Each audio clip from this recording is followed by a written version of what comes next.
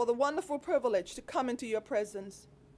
We thank you that you've endued strength upon us in times of weakness, courage when fear seeks to gain the upper hand. Heavenly Father, make our senators bold and strong to stay by their convictions and to seek the good for our country. Overshadow, protect, and preserve each senator and their families.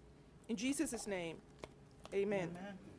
Join in the prayer of our Lord. Our Father, hallowed be thy name, thy kingdom come, thy will be done on earth as it is in heaven. Give us this day our daily bread, and forgive us our trespasses, as we forgive those who trespass against us. And lead us not into temptation, but deliver us from evil. For thine is the kingdom, the power, and the glory, forever and ever. Amen.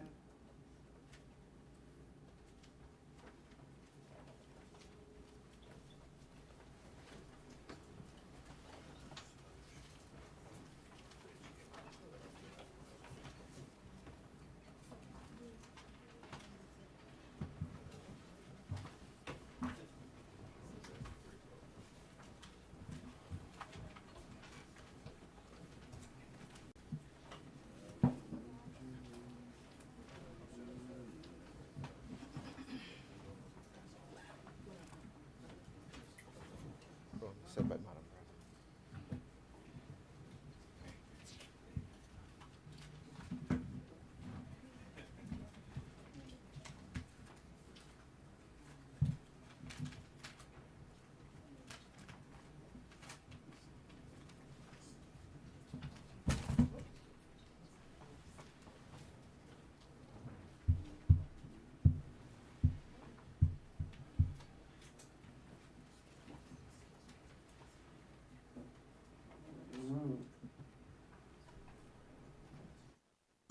Senators, today is the 2nd of May, 2024, morning session of the Senate. The first item on the order of business is adoption of minutes. Madam President, I move that the minutes of the meeting of the Senate held on Monday, the 15th of April, 2024 be adopted. Is there a seconder? Second. It has been moved and seconded that the minutes of the meeting held on Monday, the 15th of April, 2024 be adopted. As many as in favor say aye. Aye. Those opposed say nay. The ayes have it. The minutes of the Monday, the 15th of April, 2024 are hereby adopted.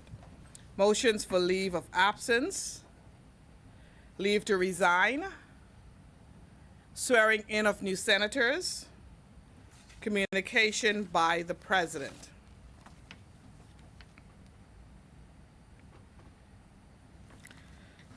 As always, sincere appreciation is extended to our esteemed chaplain, Reverend Carla Culmer, for your timely devotion and in reminding us to be fearless senators with integrity who put God first and ones who are courageous with respect to doing our duties.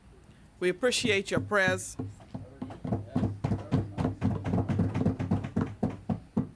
We appreciate your prayers and your devotion over the Senate body.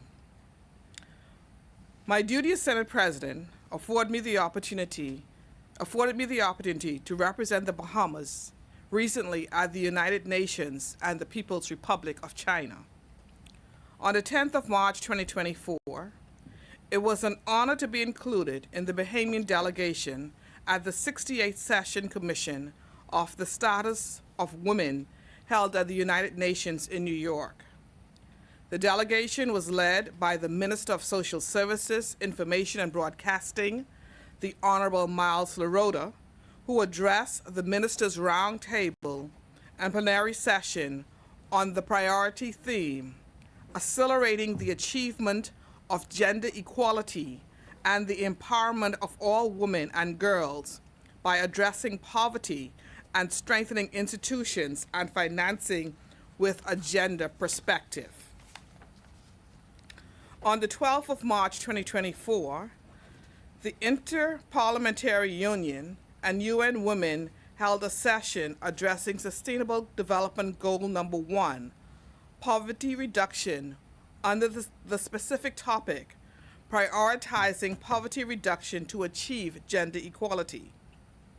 At this session, I had the privilege of making an intervention and thereby provided a brief overview and insights into the current policies and initiatives by the government of the Bahamas utilized to address poverty and economic inequality of women, access to financing in general, and following natural disasters such as Hurricane Dorian and COVID-19 in particular. For example, I mentioned initiatives such as the Bahamas Development Bank in conjunction with the UN Sustainable Development Goal Fund's Building Back Equal project, which supports women-led businesses in agriculture, creative industry, and tourism, and will serve as the regional best practice. In addition, the Bahamas Development Bank also offers preferential financing for women entrepreneurs at low interest rates ranging from 0 to 2%. The Ministry of Economic Affairs Access Accelerator Small Business Development Center has the flagship guarantee loan program which support women and approved funding of over $1.8 million. The World Bank microloan under the SBDC provides loans of up to $15,000 for women who have graduated from the Academy of Women Entrepreneurs training provided by the United States Embassy. In 2023, the Women Entrepreneurs Initiative was launched. This is a self-paced training program that provides funding of up to $10,000. Universal pre-primary program and free early childhood preschool education for 3- and 4-year-olds is also another initiative, along with the implementation of free lunch and breakfast programs. The chair commends the Bahamas Development Bank, whose chair is Senator the Honorable Quinton Liburn, and also the Minister of Economic Affairs, Senator the Honorable Michael Halkitis, and Leader of Government Business, for the various initiatives by the Access Accelerator Small Business Development Center. And I also hasten to add that the SBDC is led by a woman, Miss Samantha Roll. And of course, the indomitable Minister of Education. I commend all of them for their effective and sustainable policies and initiative pushed by the government of Bahamas that specifically target the empowerment of women and the alleviation of poverty. Yes. In April 2024, His Excellency Zhao Leji, Chairman of the National People's Congress Standing Committee of the Republic of China, invited the Senate President and Speaker of the House of Assembly to lead a joint delegation to the People's Republic of China. The delegation comprised of the Honorable Kingsley Smith, Senator Kirkland Russell, and Interpreter and Protocol Officer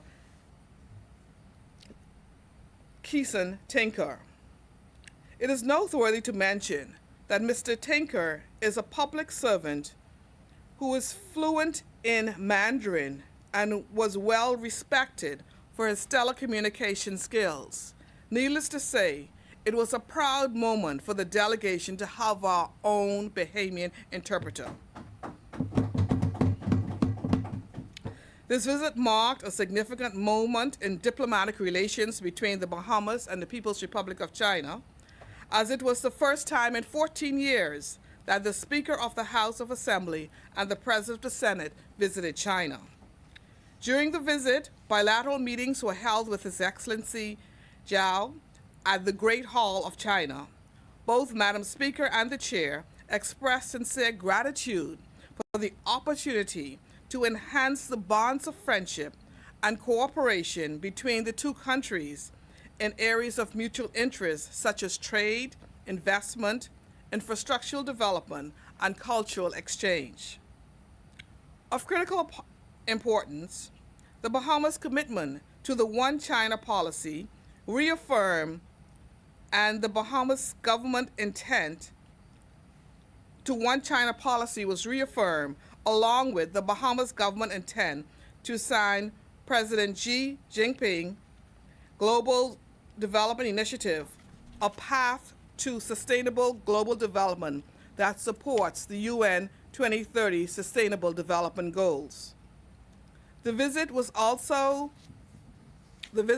included high-level meetings with parliamentary counterparts in the cities of Shanghai and Tianjin, including meeting with the Honorable Hein Lexin and Honorable Yan Lin, Chairman of the Standing Committee of Shanghai and Tianjin Municipal People's Congress, respectively, along with the Honorable Wang Hong, member of the Ethics Affairs Committee of the National People's Congress.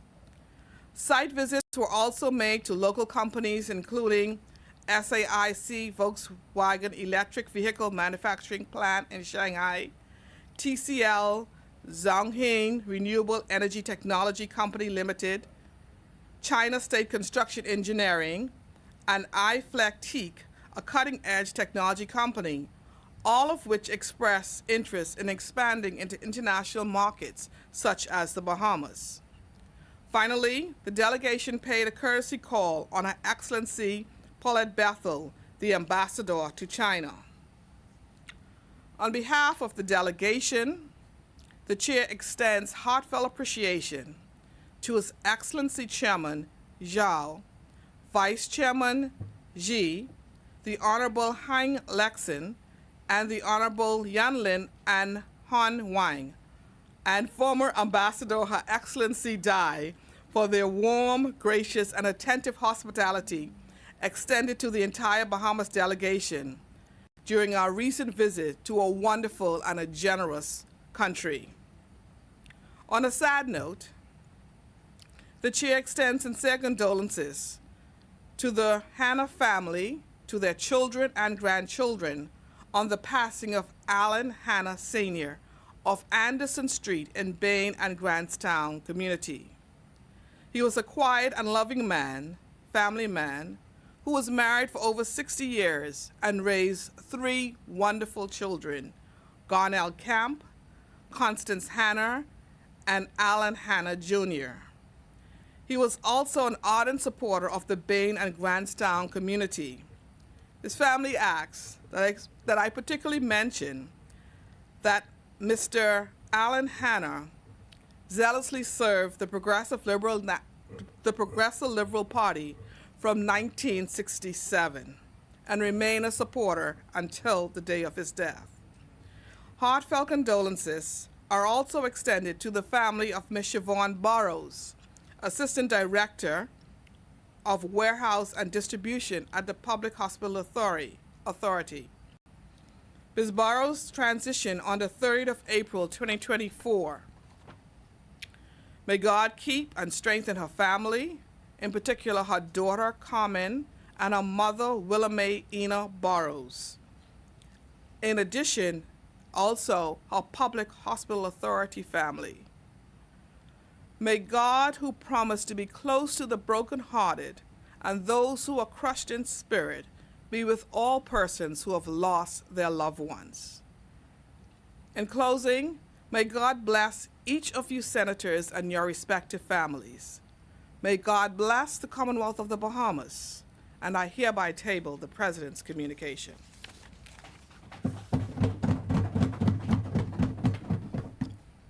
Messages from the Governor General.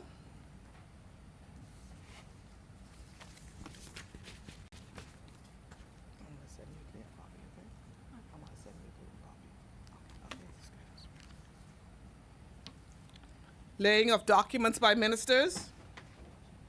I'm sorry, wait. One second, I'm sorry. I was out of messages from the House of Assembly. I skipped. Yeah. Message from the House of Assembly.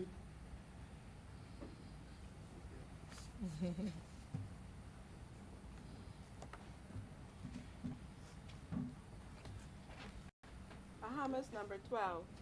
Message to the Honorable, the President, and honorable members of the Senate from the Speaker and representatives of the Honorable House of Assembly. The House of Assembly acquaints the Honorable, the Senate, that they have passed the following bill and desire the consent of that Honorable Chamber, namely, a bill for an act to amend the Environmental Planning and Protection Act. House of Assembly, Nassau, 24th April 2024, Patricia DeVoe, Speaker. Bahamas, number 13. Message to the Honorable, the President, and honorable members of the Senate from the Speaker and representatives of the Honorable House of Assembly. The House of Assembly acquaints the Honorable, the Senate, that they have passed the following bills and desire the consent of that Honorable Chamber, namely, a bill for an act to amend the Immigration Act, a bill for an act to incorporate the agreement granting legal status to the International Development Law Organization into the laws of the Bahamas and for connected purposes. House of Assembly, Nassau, 29th April 2024, Sylvanus Petty, Deputy Speaker, 4th Speaker. Bahamas, number 14. Message to the Honorable, the President, and honorable members of the Senate from the Speaker and representatives of the Honorable House of Assembly. The House of Assembly acquaints the Honorable, the Senate, that they have passed the following bills and desire the consent of that Honorable Chamber, namely, a bill for an act to regulate the import, regasification, storage, transport, and retail of natural gas, to provide for the licensing of natural gas facilities and terminals, and to provide for safety standards in the natural gas sector and for matters connected therewith.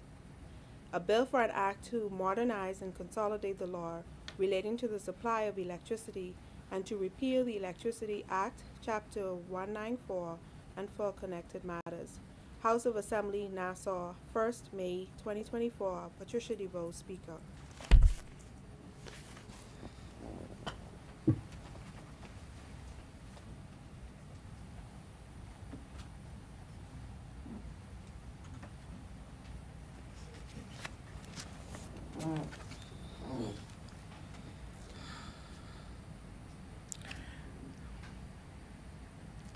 Laying of documents by ministers.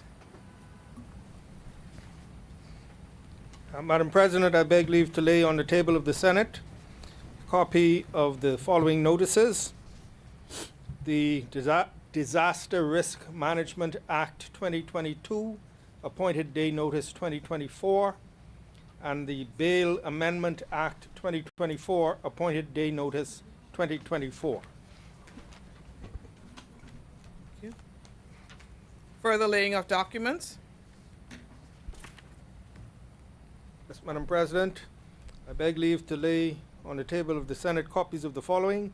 The Public Debt Management Bahamas Registered Stock Number 2, 2027, 2029, 2034, 2044, and 2054 Directions 2024. A copy of the Royal Bahamas Police Force Commissioners Policing Plan 2024 and the Industrial Tribunal Annual Report 2022. Other document you laid on the table. Further laying of documents. None at this time, Madam President. Communications by ministers. Communications by senators. Questions. Answers to questions. Presentation of petitions. Appointment of select committees. Reports of select committees. The chair recognizes Senator the Honorable Dr. Eurecia Hepburn Forbes. Good morning, Madam President and fellow senators. Madam President, please allow me to bring a brief report of the Library Committee meetings. There are two issues that we actively are looking at in the committee level, and they are the development of the Senate website and the impact of artificial intelligence on our democratic process. Firstly, the creation of our Senate's website is not just a technical task, but a mission to democratize knowledge. It is our responsibility to ensure that this platform is accessible, user-friendly, and comprehensive. We must strive to include a diverse resources, cater to a variety of interests in our community. The website should be more than just a digital catalog. It should be a dynamic space for learning, discussion, and growth. I have to thank my members because we're working very arduously on it. It's slow in going, but we will have all the information hopefully not our next meeting because we know that's Monday, but hopefully later on this month so we could present something to the Senate. I also need to note, as we embrace this digital age, we must also address the challenges it brings. One such challenge is the rise of AI-generated disinformation or deepfakes. These are false pieces of information or media created by AI that are indistinguishable from real ones. They pose a significant threat to our democratic processes as they can be used to manipulate the public opinion and undermine trust. As members of the Library Committee, we have a duty to educate our users about these threats. We must equip them with the tools to discern fact from fiction, real from fake. Our website will serve as a platform for this education, hosting resources and workshops on digital literacy. In conclusion, as we build our website, we will reach out to each and every one of you for information. Let us remember that we are not just constructing a digital platform, but a beacon of knowledge and truth. As we navigate the challenges of AI and deepfakes, let us remember that our greatest defense is an informed and critical public. We know that we are not alone in this, and we'll be trying to ensure that we learn from our colleagues around the world through conferences and seminars. Thank you.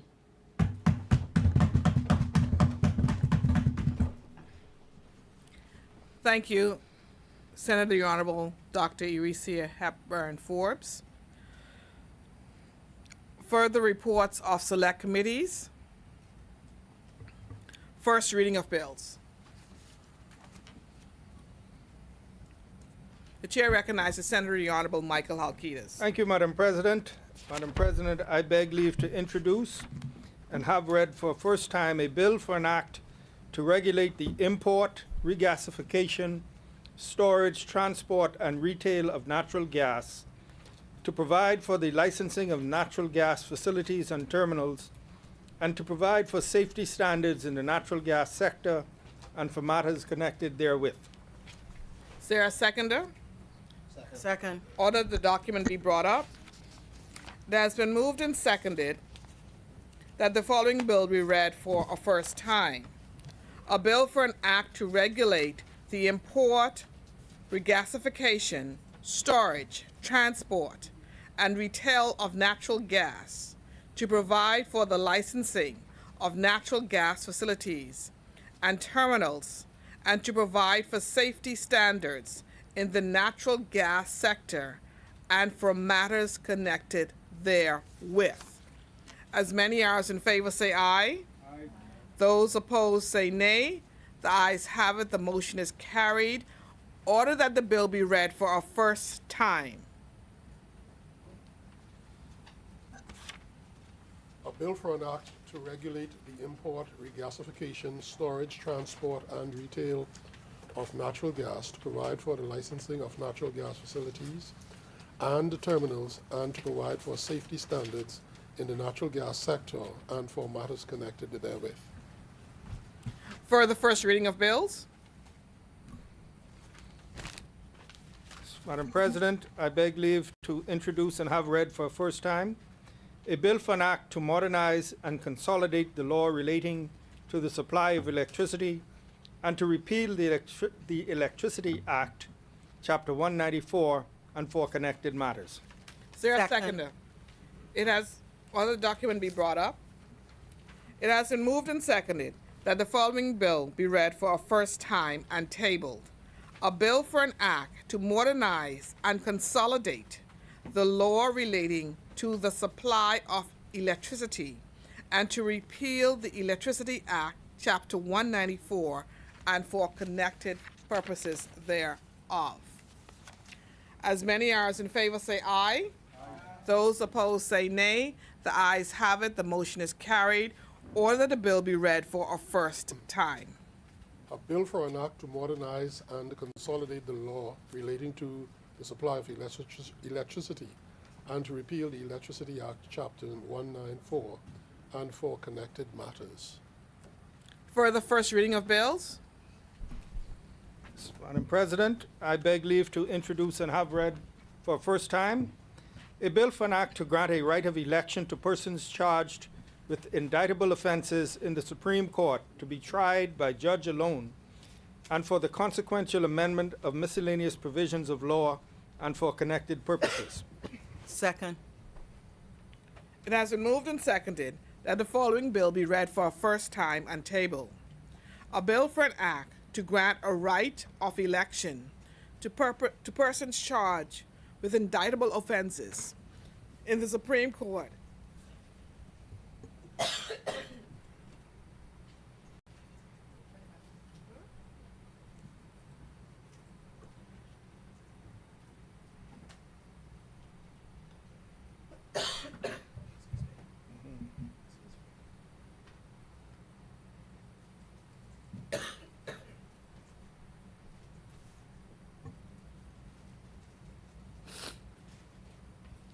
Let's start again.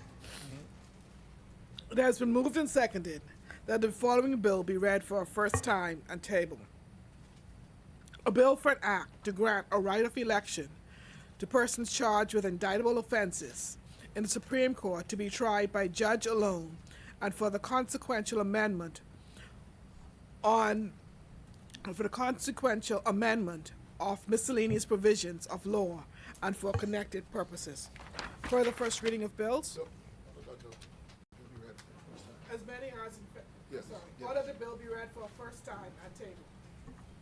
A bill for an act to grant a right of election to persons charged with indictable offenses in the Supreme Court to be tried by judge alone and for the consequential amendment of miscellaneous provisions of law and for connected purposes. As many as in favor say aye. Those opposed say nay. The ayes have it. The motion is carried.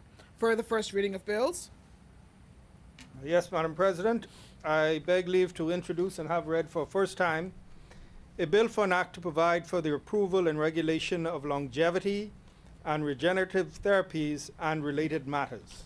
Second. then seconded. It has been moved and seconded that the following bill be read for a first time and tabled. A bill for an act to provide for the approval and regulation of longevity and regenerative therapies and related matters. As many as in favor say aye. Those opposed say nay. The ayes have it. The motion is carried. Order the bill be read for a first time and tabled. A bill for an act to provide for the approval and regulation of longevity and regenerative therapies and for related matters. For the first reading of bills, Yes, Madam President, I move for a first, I beg leave to introduce and have read for a first time a bill for an act to amend the Supreme Court Act to provide authority for the making of rules to regulate the active management of civil and criminal matters before the court. it has been moved and seconded that the following bill be read for a first time and tabled. A bill for an act to amend the Supreme Court Act to provide authority for the making of rules to regulate the active management of civil and criminal matters before the court. As many as in favor say aye. Aye. Those opposed say nay. The ayes have it. The motion is carried. Order that the bill be read for a first time.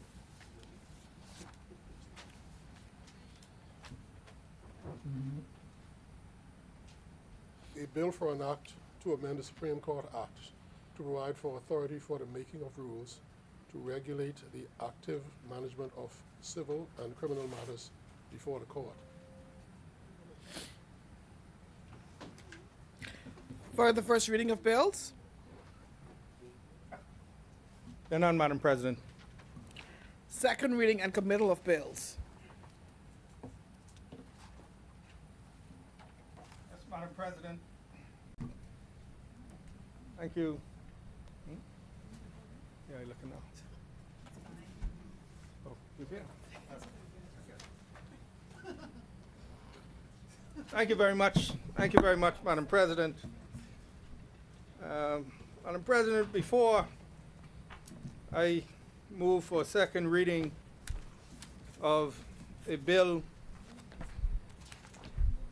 for an act to make provision for maintaining public safety and order by discouraging membership in gangs, suppressing and punishing gang-related activities, and for other connected matters, I want to take a moment, Madam President, to mark this day, May 2nd, 2024.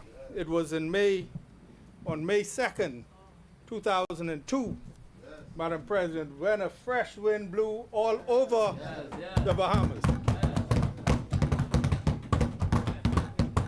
sweeping in the progressive from Grand Bahama in the north, Inagua in the south. Sweeping in the Progressive Liberal Party government. And your first time being elected? Yes. That's environmental. At second, I'll do it at the appropriate time. Repeal and replace. Fresh wind. Oh yeah. But you know, I woke up, Madam President, I said, you know, there's something special about today. And then I remembered the May 2nd, 2002, when a fresh wind blew throughout this Bahamas, sweeping in the Progressive Liberal Party government headed by the Honorable and then later the Right Honorable Perry Gladstone Christie, who became Prime Minister. On May 2nd, 2002, Madam President, was the first time I was elected in that other place. Yes. And so today is an anniversary of sorts for me in the serving in the legislature. And so I listened with much appreciation and very keenly to the chaplain in her admonition to be courageous and maintain your integrity as we seek to serve and continue to serve the Bahamian people.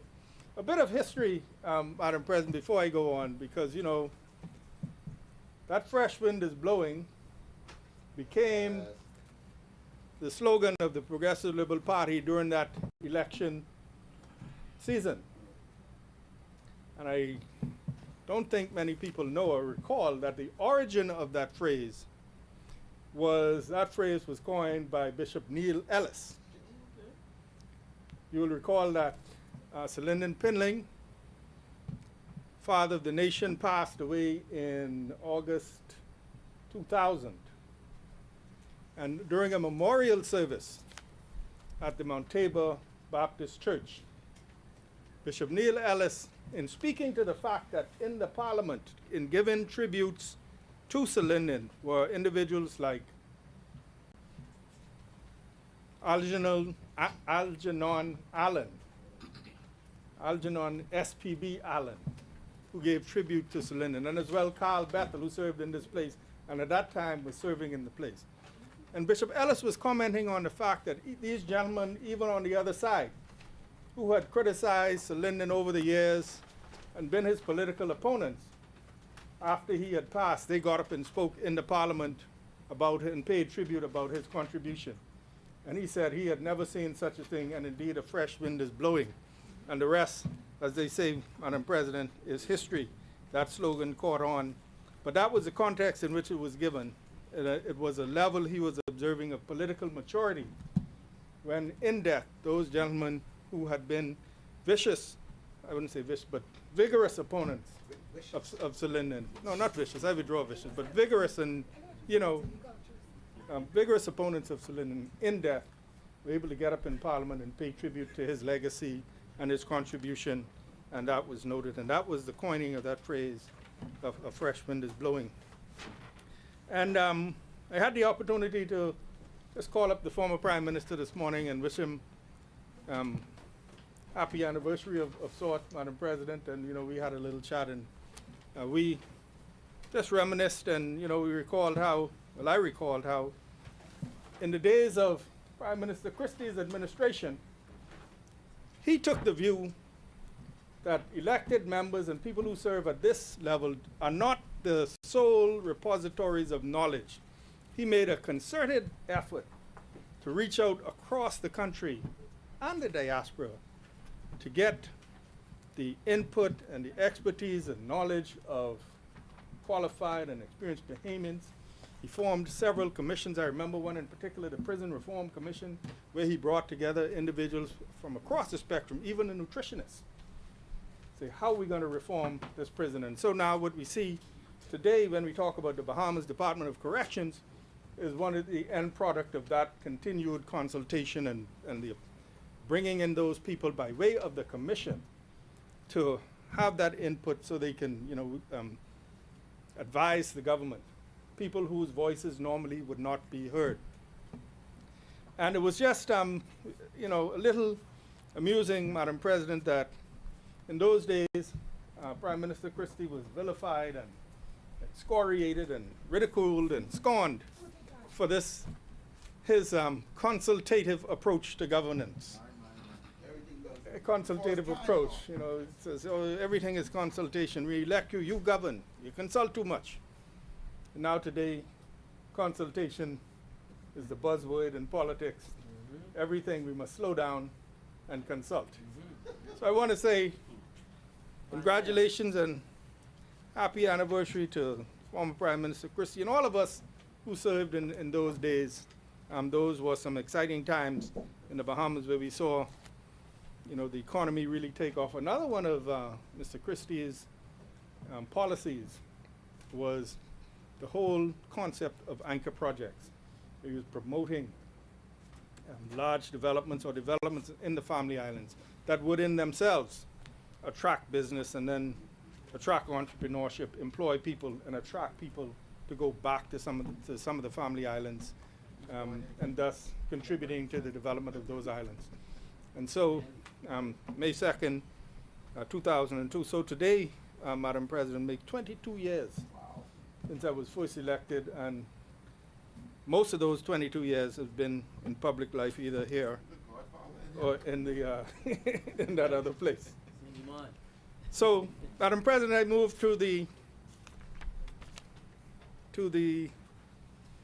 a bill for an act to make provisions for maintaining public safety and order by discouraging membership in gangs, suppressing and punishing gang-related activities, and for other connected matters. Madam President, safety is among the basic needs of the population that government is mandated to ensure, along with provision of adequate health care, education, shelter, and food. Those are some of the basic needs that the government is mandated to fulfill. We can all admit that public safety is not where we want it to be. In the provision or seeking to provide for the safety of the public, government is called upon to resource the law enforcement arms. So it's called upon to provide the personnel to the police and the defense force, the customs department. It's called upon to provide equipment, training, money. It's also called upon to resource the judicial arms, the courts, making sure they have adequate personnel, they're properly remunerated, they have adequate facilities in which to work. And the government is also called upon that wherever the legislative regime, in terms of that tool used by our law enforcement authorities, the legislation, the law, ensuring that wherever the law is seen to be inadequate or wherever changes are necessary, that we make those changes quickly, and that we ensure that the law enforcement and our judicial arms are equipped with the strength of the law to perform their duties. And so as we take this step to equipping ourselves to ensure public safety, we must look at a holistic approach, and holistic plan. This administration has laid out a plan to combat criminality and promote safety. We believe it's a comprehensive plan encompassing prevention, doing all you can, putting in place programs to prevent, either to provide alternative activities for our young people so that they can be involved in activities after school, urban renewal, in the community. Prevention. Prevention also means having in place preventative measures such as CCTV and the expansion of that program that is ongoing. Prevention. Detection, ensuring that our police, when crimes are committed, our police are properly resourced with the manpower, equipment, tools, finances, training to be able to detect crime. Prosecution, again, ensuring that our laws are up to date, our courts are properly manned with personnel, they're properly trained, they have the proper facilities to be able to investigate and successfully prosecute criminal activity. If the prosecution results in conviction, must have adequate places for incarceration, and during the incarceration, rehabilitation programs, because we often hear 90+% of people who are serving in prison will come out, so we must rehabilitate those individuals. And then we must have programs for reintegration of those individuals who would have offended back into society. So we have enunciated a comprehensive plan, Madam President, and this is part of that plan. Madam President, we are all familiar, sadly, with the flurry of violence that we have experienced in this country to begin the year. The reports and the intelligence, as stated and enunciated publicly by the authority, the law enforcement authorities, the police, say that much of what has happened during the first months of 2024 in terms of homicides are gang-related retaliatory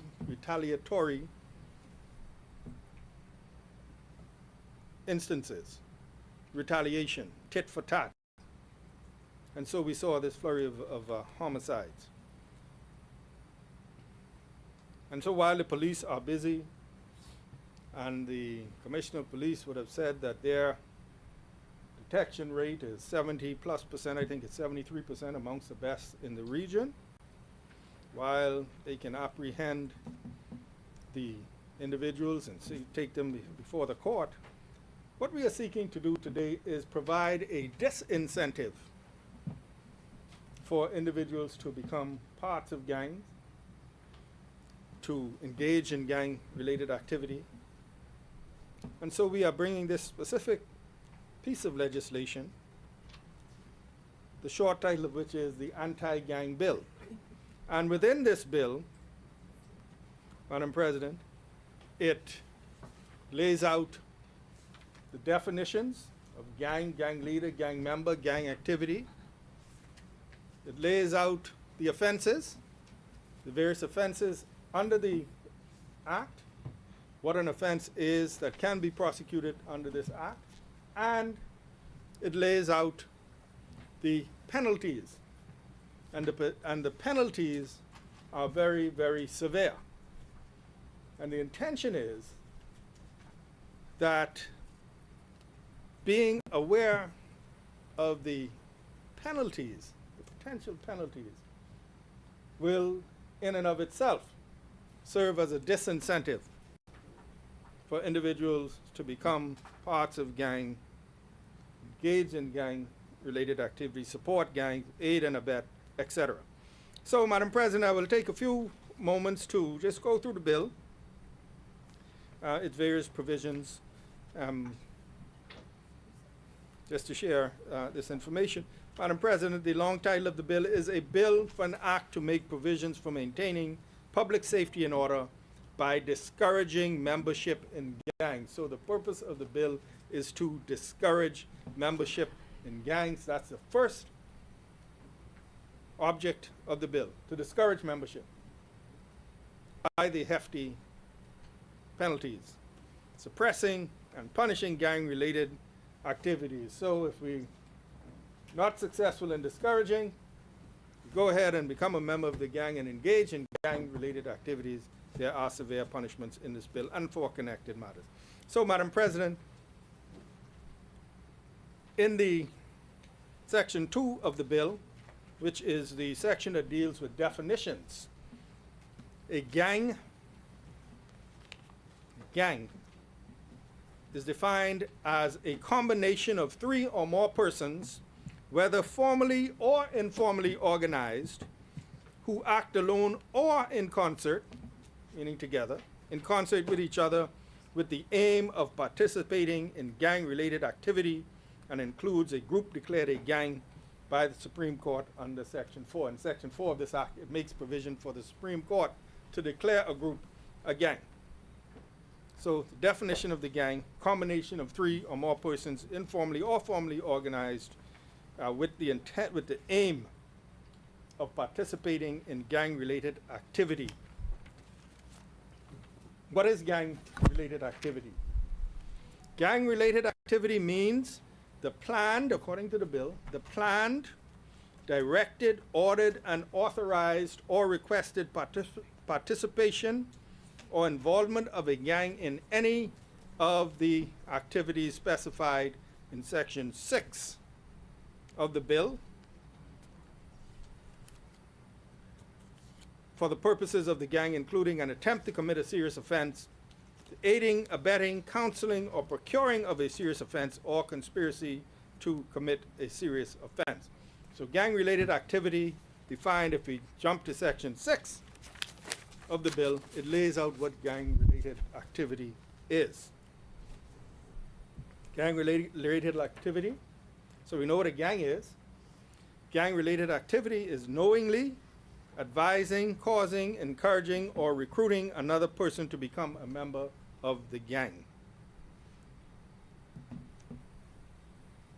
Acting alone or in concert with other persons in the commission of a serious offense for the purposes of obtaining material or financial benefit for a gang or for promotion of a gang.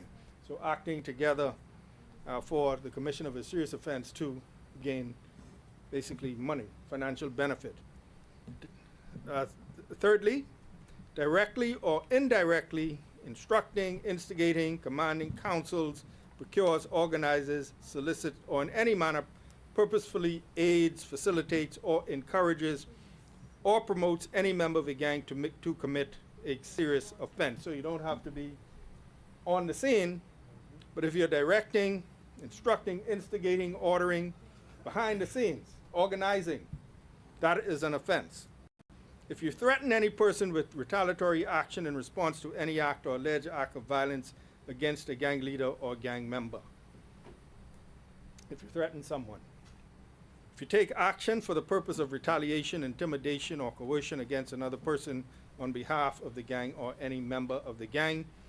Kidnap or attempt to kidnap any person or threaten any person with injury or detriment of any kind with intent to extort or gain anything from any person. So if you threaten anybody, if you provide instruction or training, if you're recruiting people to the gang, if you possess any article for the purposes of the preparation, instigation, or commission of a serious offense on behalf of a gang, guns, any other article, computer, whatever it is, planning a commission of a serious offense, if you possess, collect, make, or transmit documents or records, if you provide or receive or invite another to provide property for the purpose of a gang, so you provide guns, you provide transportation, you provide any material support, or even if you ask someone else to provide it, that is a gang-related activity.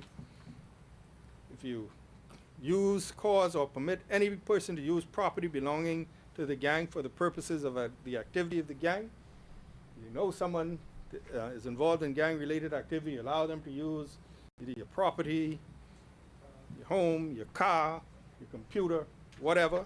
That's an offense. If you knowingly enter into an arrangement with another person to facilitate the retention or control of gang funds, if you're keeping the money, or planning with someone else to hide the money or store the money or stash the money, that's an offense.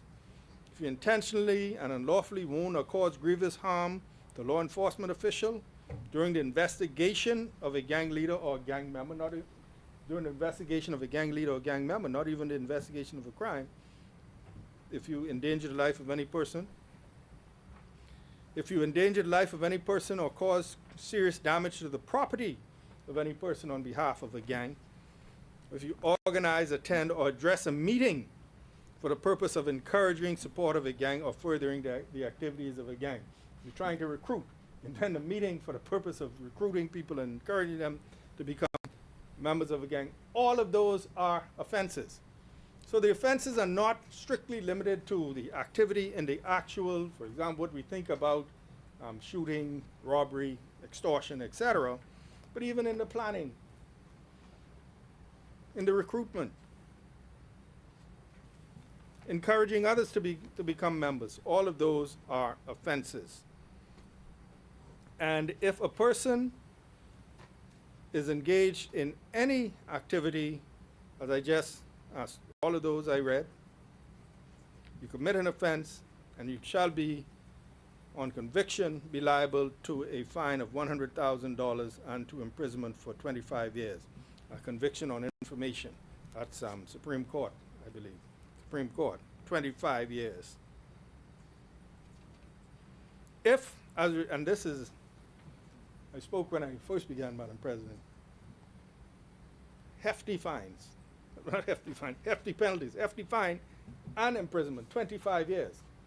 And I want to stress, again, this not only relates to participating in the actual violent acts, but into the support, the abetment,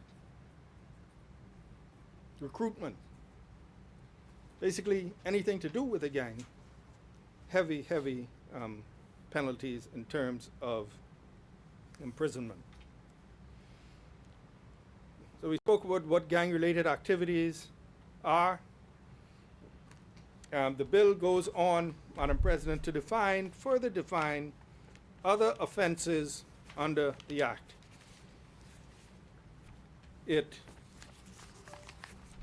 Before I move to the other offenses, a gang leader, it also defines what's a gang leader and what's a gang member. A gang leader means a person who leads, organizes, plans, finances, directs, manages, or supervises a gang. Again, it doesn't have to be the person on the front line, so to speak, who is there present during the commission of the violent felony. But if you lead, you organize, plan, you provide financial support, you give instructions, you send people out to do things, you manage or supervise a gang, you're a gang leader. A gang member is a person who belongs to a gang, participates in or contributes to gang-related activity or associates himself with gang-related activity. So if you belong to a gang, you are subject to sanction and prosecution under this bill when it becomes an act. The point I want to make is become a member, and you might think you are a passive member and you're not going out doing those, committing robberies, committing shootings, etc. That does not mean that you are immune from prosecution under this bill. Being a member of a gang invites prosecution. And how do you determine whether someone is a member of the gang, Madam President? It goes, the bill itself details how it is determined that an individual is a member of the gang. And I will go through the bill and read them again for members of the public. As I said, the purpose of the bill is to discourage membership. Discourage membership by the severe penalties and really making sure that individuals who might be so disposed know what it actually means. There's no such thing under this bill as just a passive member of the gang. I'm a member of the gang and I'm okay. I don't really do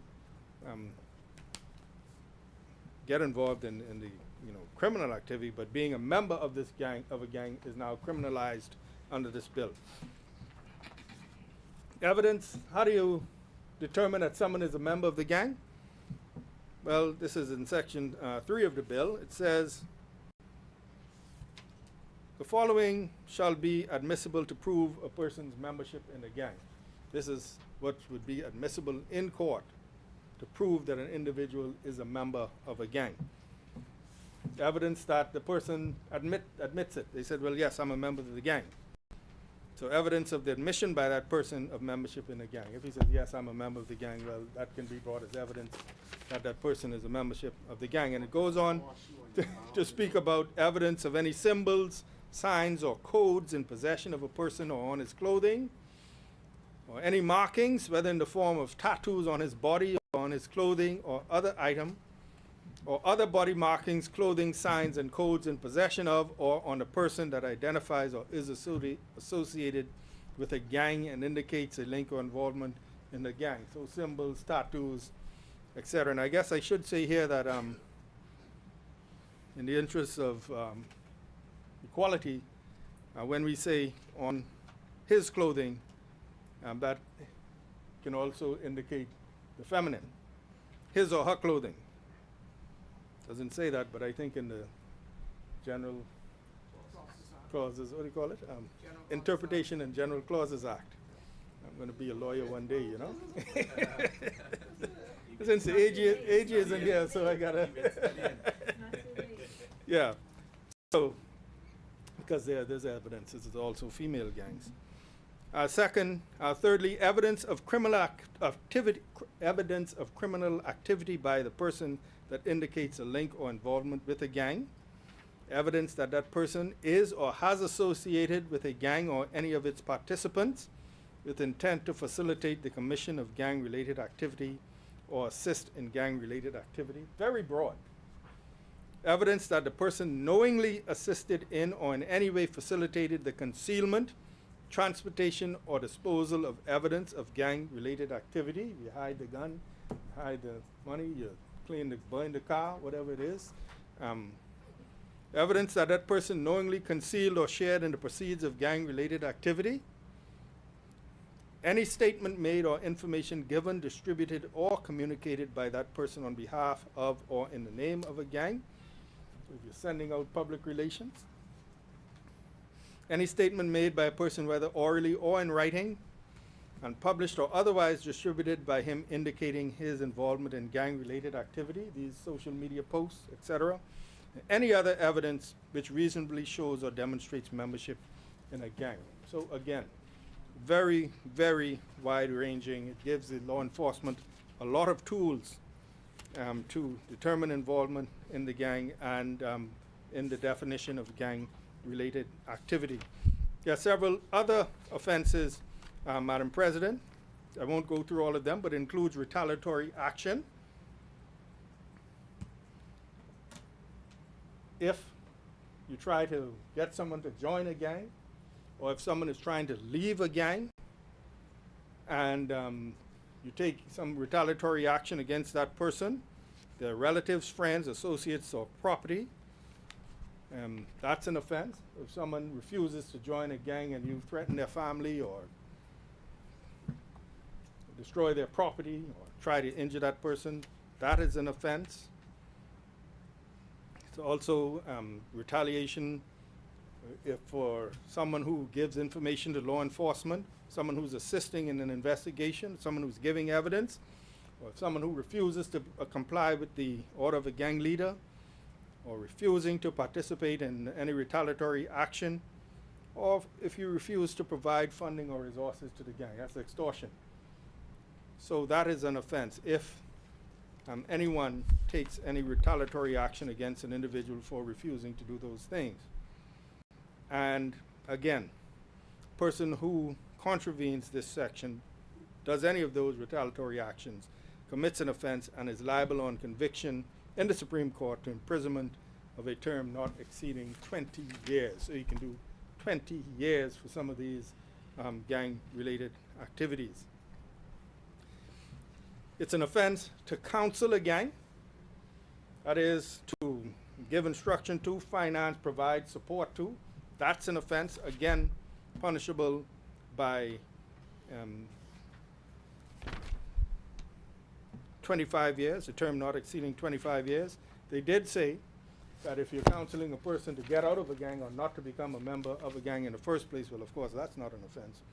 But if you are providing, I guess, what we would call moral support and succor to a gang, that is an offense. It's an offense to try to prevent a gang leader or gang member from leaving a gang. It's an offense to harbor a gang leader or gang member, or to conceal a gang leader, gang member, or gang-related activity. It's an offense of disposing of or sharing in proceeds of gang-related activity. And routinely, all of these offenses that I'm listing have a penalty of anywhere from maximum 20 years, maximum 25 years. Recruiting a gang member is an offense. Providing a benefit to a gang member or obtaining a gang member or obtaining a benefit from a gang is an offense. If you profess to be part of a gang or participating in a gang for some benefit, you're bragging that, listen, I'm a part of this gang for the purposes of getting a benefit, extortion perhaps, that's an offense. Aiding, abetting, promoting, or facilitating gang-related activity, hindering or preventing an investigation, possession of a bulletproof vest, firearm, or prohibited weapon for gang-related activity, you can face 25 years. So that's not just you possess a gun where the penalty might be 5 years. But if you possess it for the purpose of engaging in gang-related activity, the term of imprisonment can be up to 25 years. If you disclose information to a gang that an investigation is going on, that's an offense. Falsifying, destroying, or otherwise disposing of documents relative to an investigation and other forms of obstruction of justice or obstructing a public officer in the performance of his duties or providing a false statement, intimidation, all offenses under the Act.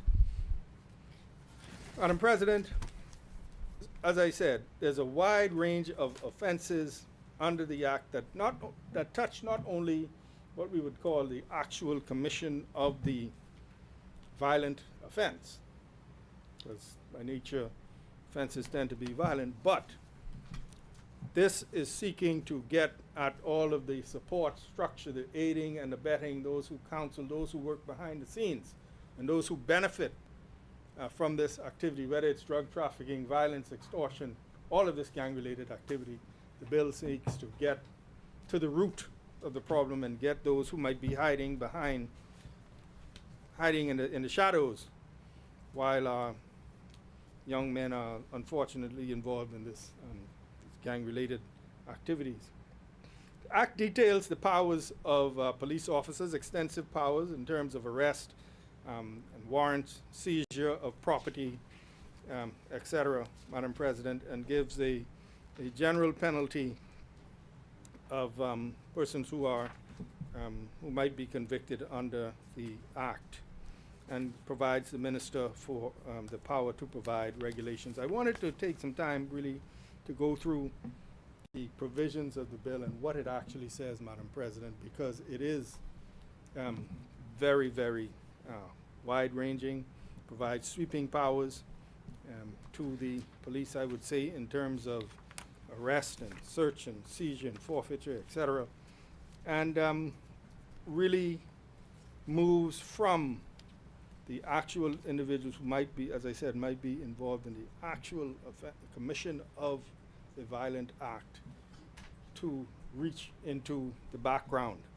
Those people who counsel, aid, abet, support, hide, launder money, get rid of evidence, intimidate people behind the scenes. And I think this shows, Madam President, that we are indeed serious by sending a message, and we hope the message is received, sending the message that this sort of activity will not be tolerated. Of course, after we have passed it, Madam President, comes the enforcement, and we stand ready to provide the police and the judiciary all the material and support and assets that they need in order to continue to be able to seek to improve the public safety of the country, because, Madam President, we have seen the fallout.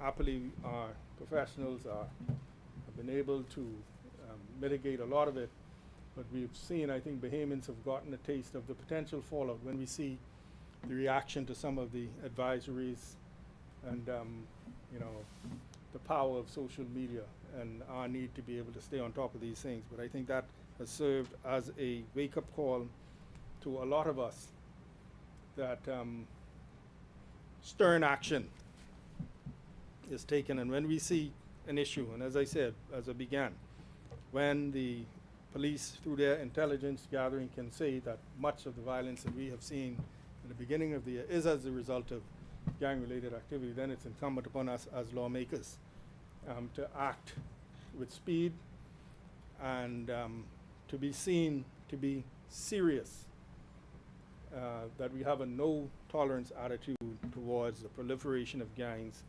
the continuation of this tit-for-tat violent behavior that has no place in our society. And so, with that, Madam President, I move for second reading and committal of a bill for an act to make provisions for maintaining public safety and order by discouraging membership in gangs and suppressing and punishing gang-related activities and for connected matters. Yes. Thank you.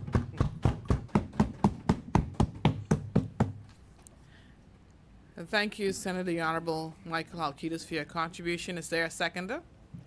The chair recognizes Senator the Honorable Kirkland Russell.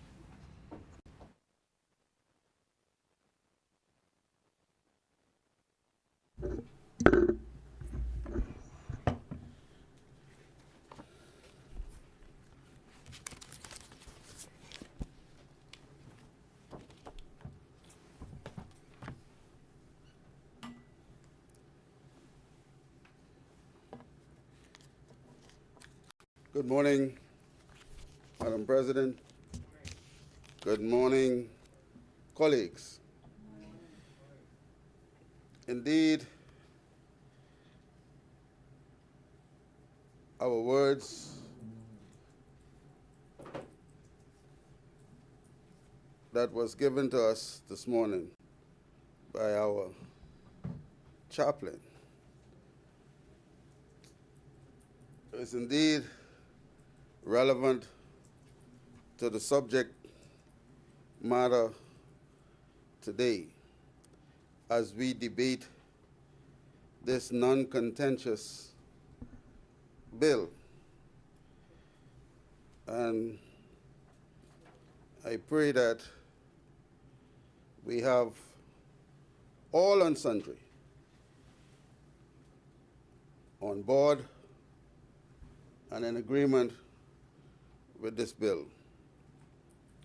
Madam President, this is indeed another glorious day for us to give the Almighty thanks. I want to once again continue to offer prayers and support for the Honorable Prime Minister Philip Edward Davis and his family, and continue to thank him for his continual support. Madam President, with your leave, I wish to preface my contribution by extending sincere condolences to several families over in Grand Bahama. I want to offer condolences to the family of the late Jonathan Cow Jones of 8 Mile Rock, the family of Mr. Ricardo Rebo Bo, the family of the late Mr. Fred Cooper, the family of Mr. Van Steins, Hannah Hill, 8 Mile Rock, and the family of Miss Geraldine Martin, who was my brother Bernard, common-law wife. She was loved by all and a sister-in-law to me in every stretch of the imagination. May their soul, through the mercies of God, rest in peace and rise in glory. Madam President, this anti-gang bill 2024, which is a bill for an act to make provisions for maintaining public safety and order by discouraging membership in gangs, suppressing and punishing gang-related activities, and for connected matters, and the Penal Code Amendment Bill 2024 is indeed another step in the right direction in the total scheme of the fight against crime. Madam President, let it be made perfectly clear that this bill is not intended to be a magic wand that the Commissioner of Police will wave through the air and cause crime to disappear. Rather, what this bill does, once passed, is that it will give a new set of tools to our law enforcement agencies to fight against gangs and their activities. We all know the negative impact that activities associated with gangs have on our society, and there is no doubt that the Bahamian people have been crying for real help for far too long. And Madam President, this Philip E. Davis KC-led administration is in full agreement with the Bahamian people, and so let the clarion call go out to all and sundry that enough is indeed enough. Madam President, this government would have laid one of the most thorough frontline response aimed at grappling with the crisis of crime, in particularly gang violence, with a national offense attack strategically outlined in 3 stages: to clear, the second to hold, and the third to build.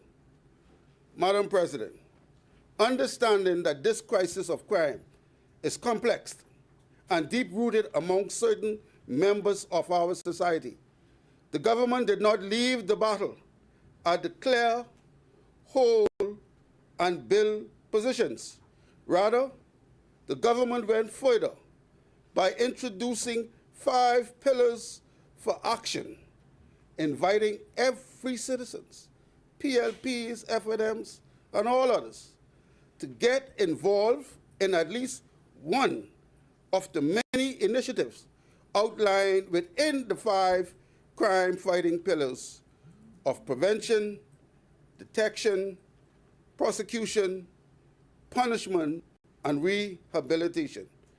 These pillars focus on addressing the root causes of crime, community development, educational initiatives, training opportunities, strengthening social services, and creating new economic opportunities, all focusing on preventing the emergence of criminal behavior, particularly among our at-risk population. Madam President, it is a known fact that gangs can have significant adverse effects on our communities, especially communities that are not strong economically. To help us further understand these effects, let us explore some of the impacts. Number 1, criminal activities. Crime and the fear of crime such as theft, poverty, vandalism, assault, rape, gun violence, the illegal drug trade, and worst of all, murder.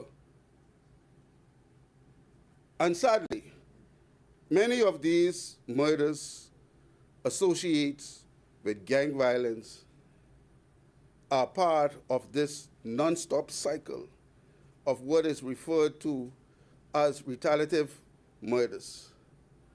Second, let's look at the economic impact of these gang violence and crime.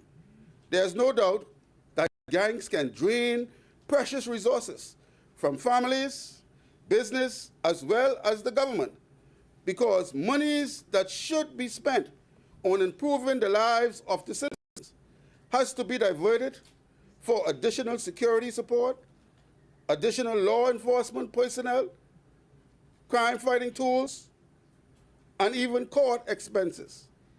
And in the case of the Bahamas, our tourist industry can also be negatively impacted due to advisories, alerts, and warnings by foreign countries.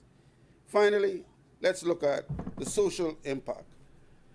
Gangs disrupt the social fabric of our communities by contributing to significant school dropouts, delinquencies, teenage and unprepared pregnancies, poverty as a result of gang behavior that are carried over adulthood. That means you have persons who engage in crime at a young age and continue into crime into their adulthood, also by impacting physical and mental health. Then there's substance abuse, vandalism, and loss of time, precious time by individuals because of time spent in jail. But most of all, deaths among family members. Madam President, the bottom line is addressing gang-related issues and violence. It's not a choice, it is a must. And it is crucial if we are going to maintain the kind of safety our people as well as our visitors deserve and have confidence in. If we are going to ensure that every Bahamian has a stake in this country because he or she is offered a second chance to succeed, a fair and level playing field to be educated, trained, and prepared to make a positive contribution in the advancement of our economy, and most of all, his or her overall well-being. Therefore, we must be brave and join this Enough is Enough campaign to eradicate gangs in this country, Madam Speaker, Madam President.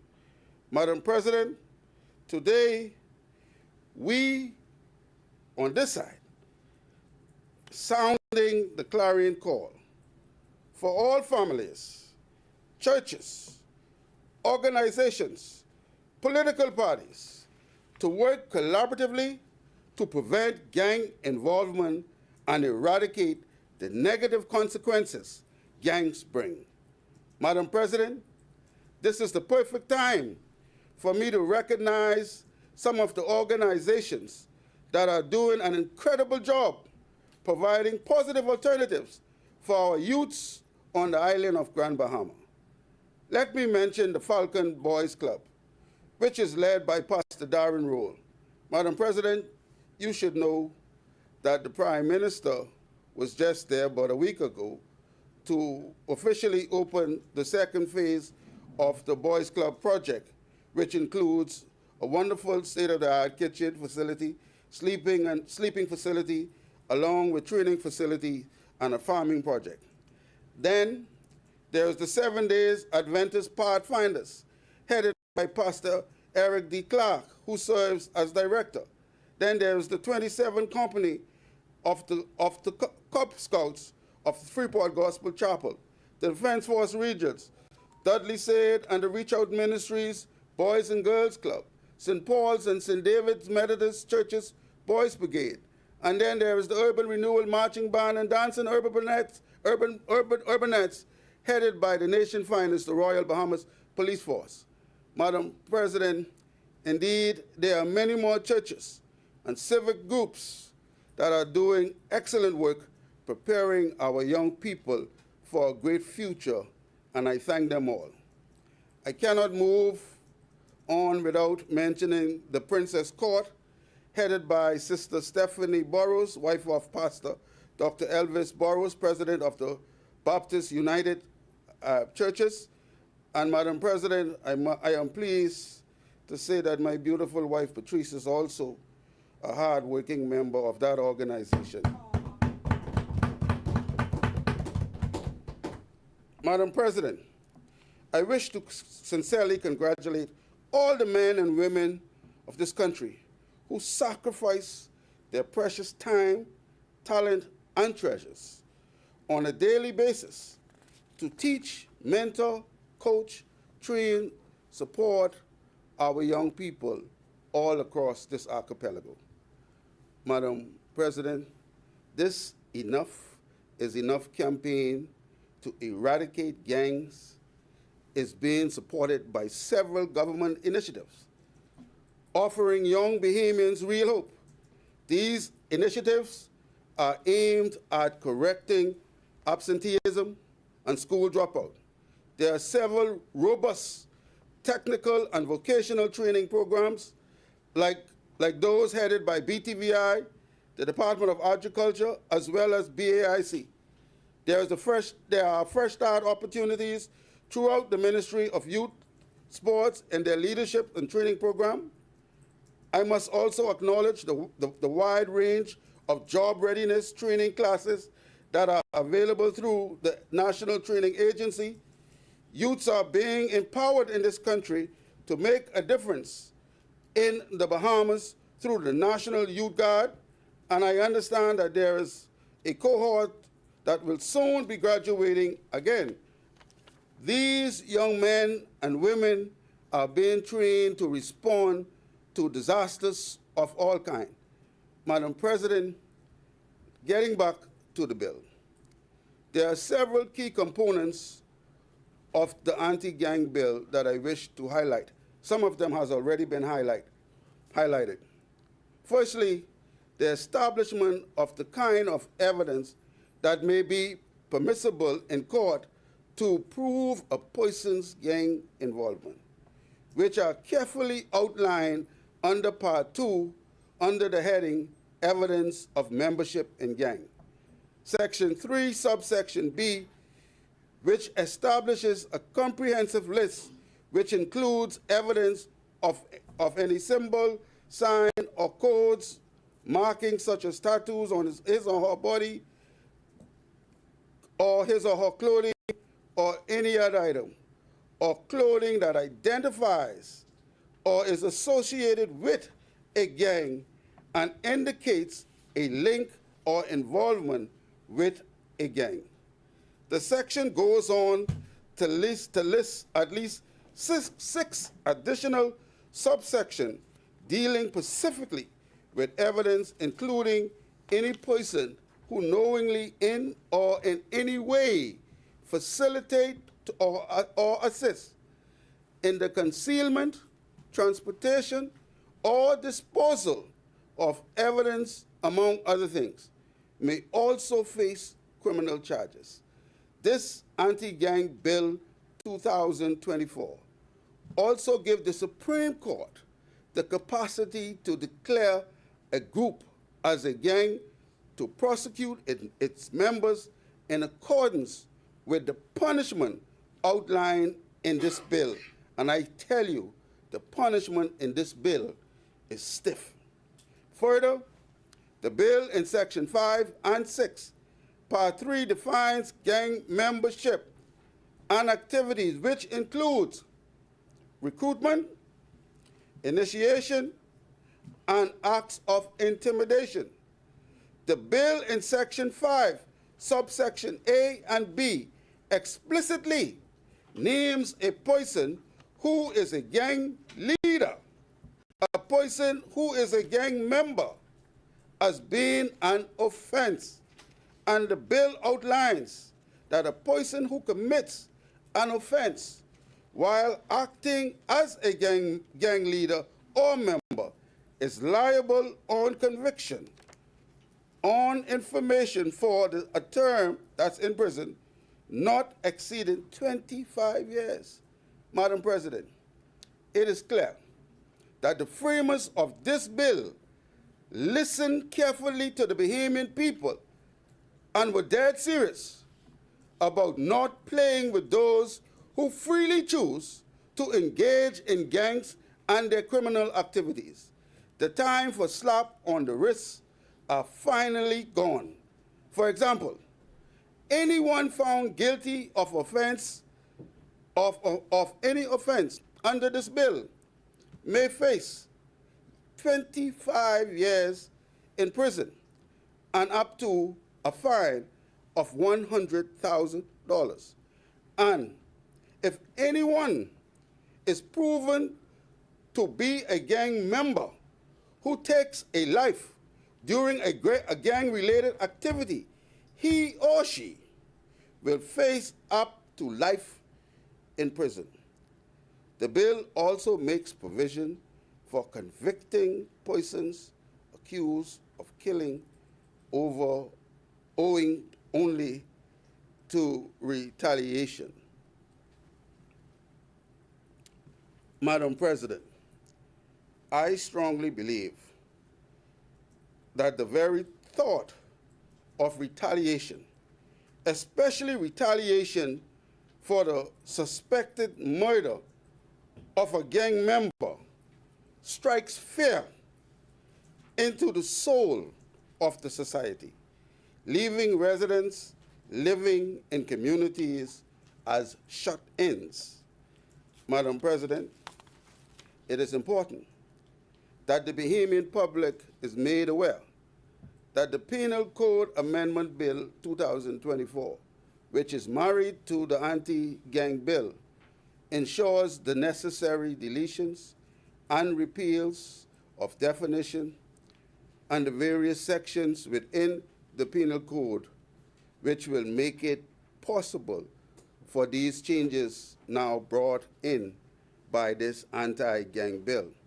Therefore, once this bill becomes law, our law enforcement, as well as our courts, will be in the possession of long overdue tools needed to systematically clear, hold, and eventually eradicate the scourge of gangs.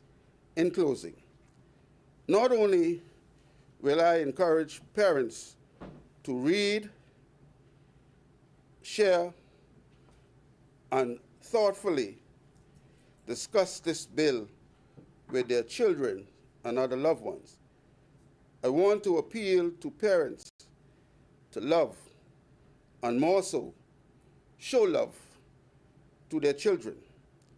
Studies have shown that children join gangs to feel love. The lack of feeling the love of a parent can result in low self-esteem of children, causing them to yield to negative peer pressures and ultimately becoming an easy target for gang recruitment. It is crucial that as a village, we find the time to pray and shield our children and our neighbors' children from the grips of gangs. Madam President, it cannot be that because the phenomenon of gangs and gangs activities is not sitting at our doorstep, we sit idly by and tolerate the gangs who consistently demonstrate such disregard for all of us. Think about it. They are allowed to disrespect us by going after and recruiting our children, turning lives of great hope and promise into short-lived lives steeped in peril. Madam President, we cannot lose another child. We cannot lose another generation of young men. And we cannot lose our next generation of builders, architects, the next generation of Olympians, pastors, teachers, doctors, and leaders of the next 50 years of this Bahamas to the filthy hands of gangs. this Bahamas is still the greatest little country on planet Earth. And if in the words of Celine Dion Skapinlin, if we are not prepared to fight for it, then we don't deserve to have it. Madam President, this anti-gang bill, along with the other compendium of bills aimed at fighting crime, such as the Penal Code Amendment 2024, the Bail Act 2024, the Protection Against Violence Bill 2023, along with the Prime Minister's National Crime Fighting Plan, no doubt is fighting for our country. And it paves the way forward for a safer Bahamas. Madam President, Proverbs 29:15 tells us, and I quote, "The rod and reproof gives wisdom, but a child left to himself brings shame to his mother," end quote. If we are sincere about practicing training up our children in the way he should go, so that when he is old, he will not depart from it, I tell you, God, who is Father, Son, and Holy Spirit, will bring our efforts and our desires to completion through Christ Jesus our Lord. Amen. Madam President, it is my esteemed honor to second this landmark bill.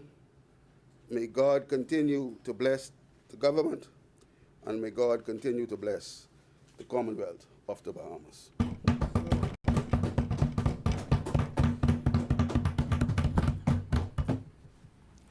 Thank you for your contribution, Senator Honorable Kirkland Russell. It has been moved and seconded that the following bill be read for a second time and committed. A bill for an act to make provisions for maintaining public safety and order by discouraging membership in gangs, suppressing and punishing gang-related activities, and for other connected matters. As many, the chair recognizes Senator the Honorable Reuben Ramming. Thank you, Madam President, and welcome back.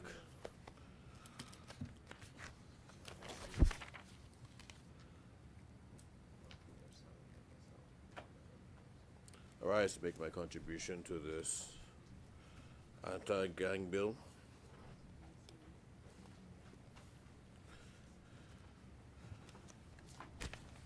The bill in of itself charged New Brown. The bill in of itself is risky. The bill in of itself, despite its best effort, may have even collateral damage in it. The bill in and of itself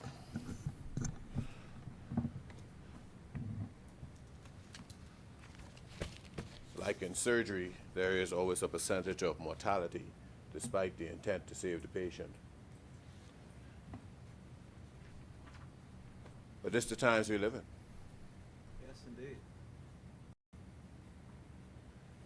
This is warfare.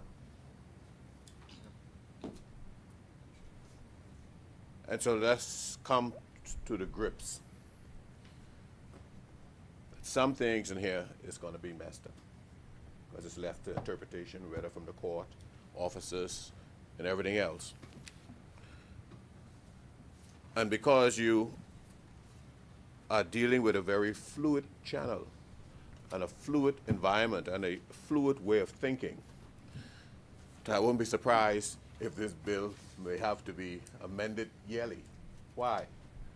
Because people adapt, they improvise, they overcome. The instant you put up a security system, somebody's out there figuring out a way how they could wiggle around it. The instant you put up a blockade, somebody's going to find another unusual way, a route to get to their goal. So we must accept the fact that it is very, very fluid. And we must be very, very fluid in our accepting of criticisms and anything that will help us to tighten up the regime. Because as I believe in every law, it applies to everyone. And I always want to believe that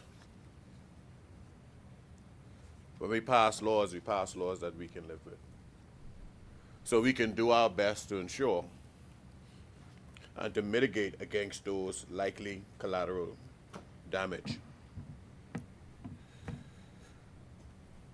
The Bahamas in and of itself and in of its nature is like any other country, a country of gangs. The difference is there are violent gangs. There are racist gangs, like in some other places with the Ku Klux Klan. There are sporting gangs who have an intention of recruiting young men, and in their recruitment they label them with doodads and tattoos, whether it's your Laker t-shirt or whether it's your school alma mater. But what we're dealing with here is a sad situation when people take fellowship and camaraderie and persons who have a common goal together to do something good, and they use that strategy to create something that is bad. The church is a gang, political parties are a gang, but we're not talking about those things. We're talking about those who come together for nefarious reasons to undermine our character, our identity as a nation, our health, and our safety. These truly are very, very dangerous times. And it's not new. It's not new. This has been around so long. And I think even the youngest of us would have seen the evolution of these gangs from minor things that people smile at to little fisticuffs in the road now to almost armed militants. And then we see that these gangs are motivated by things I guess we should have put more energy in. We have some boards that people consider insignificant, like the Film and Plays Board, which review these things, because it is true what the Bible says, as a man thinketh so is he. And when we inundate our children, from the time of preschool, some of us had to wait till we were in high school before we even get a cell phone. You had to leave that when you reach home. Now, I guess to maybe all of our shame, there are toddlers who could surf the internet on their own phone. I'm talking about 2-year-olds, you know, and find their favorite program. You don't got to help them, do everything else, and sometimes mom can say, here, my phone having a problem, the child will fix it too. Because the content that they're being fed is what's changing them. There's a game called Grand Theft Auto. Popular games. A lot of the most popular games are violent. Well, our violence was the Lonely Tunes, and we didn't realize that that was real violence when Bugs Bunny would go put a gun in somebody's face and blow their head off, or the show called Itchy and Scratchy, and then the show called Brad Simpson and how he carries on with his parents. And now we realize that the things that we consider laughs have been training our children right under our wings. So when we get so caught up with work and the vicissitudes of life, and we go away feeling that making the TV a babysitter, and internet and social media, you find out that more time from the outside world is being injected into your child's mind than you provide with your time. And so now we have a lot of children who feel more relaxed and comfortable with gaming, more relaxed and comfortable with just their own form of socializing, and all of a sudden parenting is just a title with no authority and power. And then the gang, as Senator Russell says, becomes a second home and the place of authority. And you know, the best kind of authority is not even the whip. It is the kind of authority that comes from affirmation.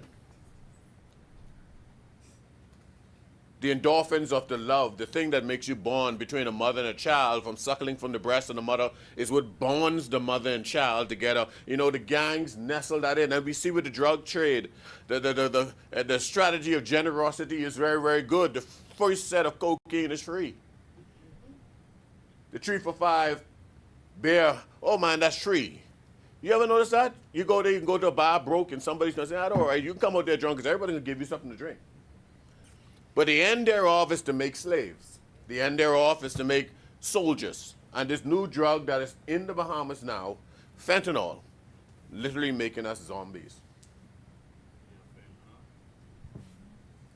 And so this is a very, very serious matter on the whole, and there is no one short silver bullet panacea towards it.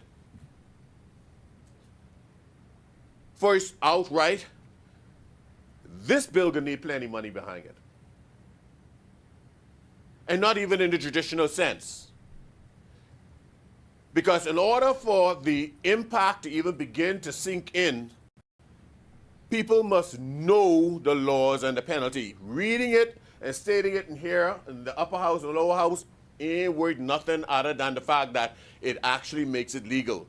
We need to have aggressive social media in our school to our primary level, where they understand the fear and the consequences of these things, where they understand, even as relate to the markings and stuff that you put on your body, where before they get into these things, they clearly understand the penalty. And that cannot just be done, oh, we're just doing it now, let's do a couple of things, put up a couple of posters.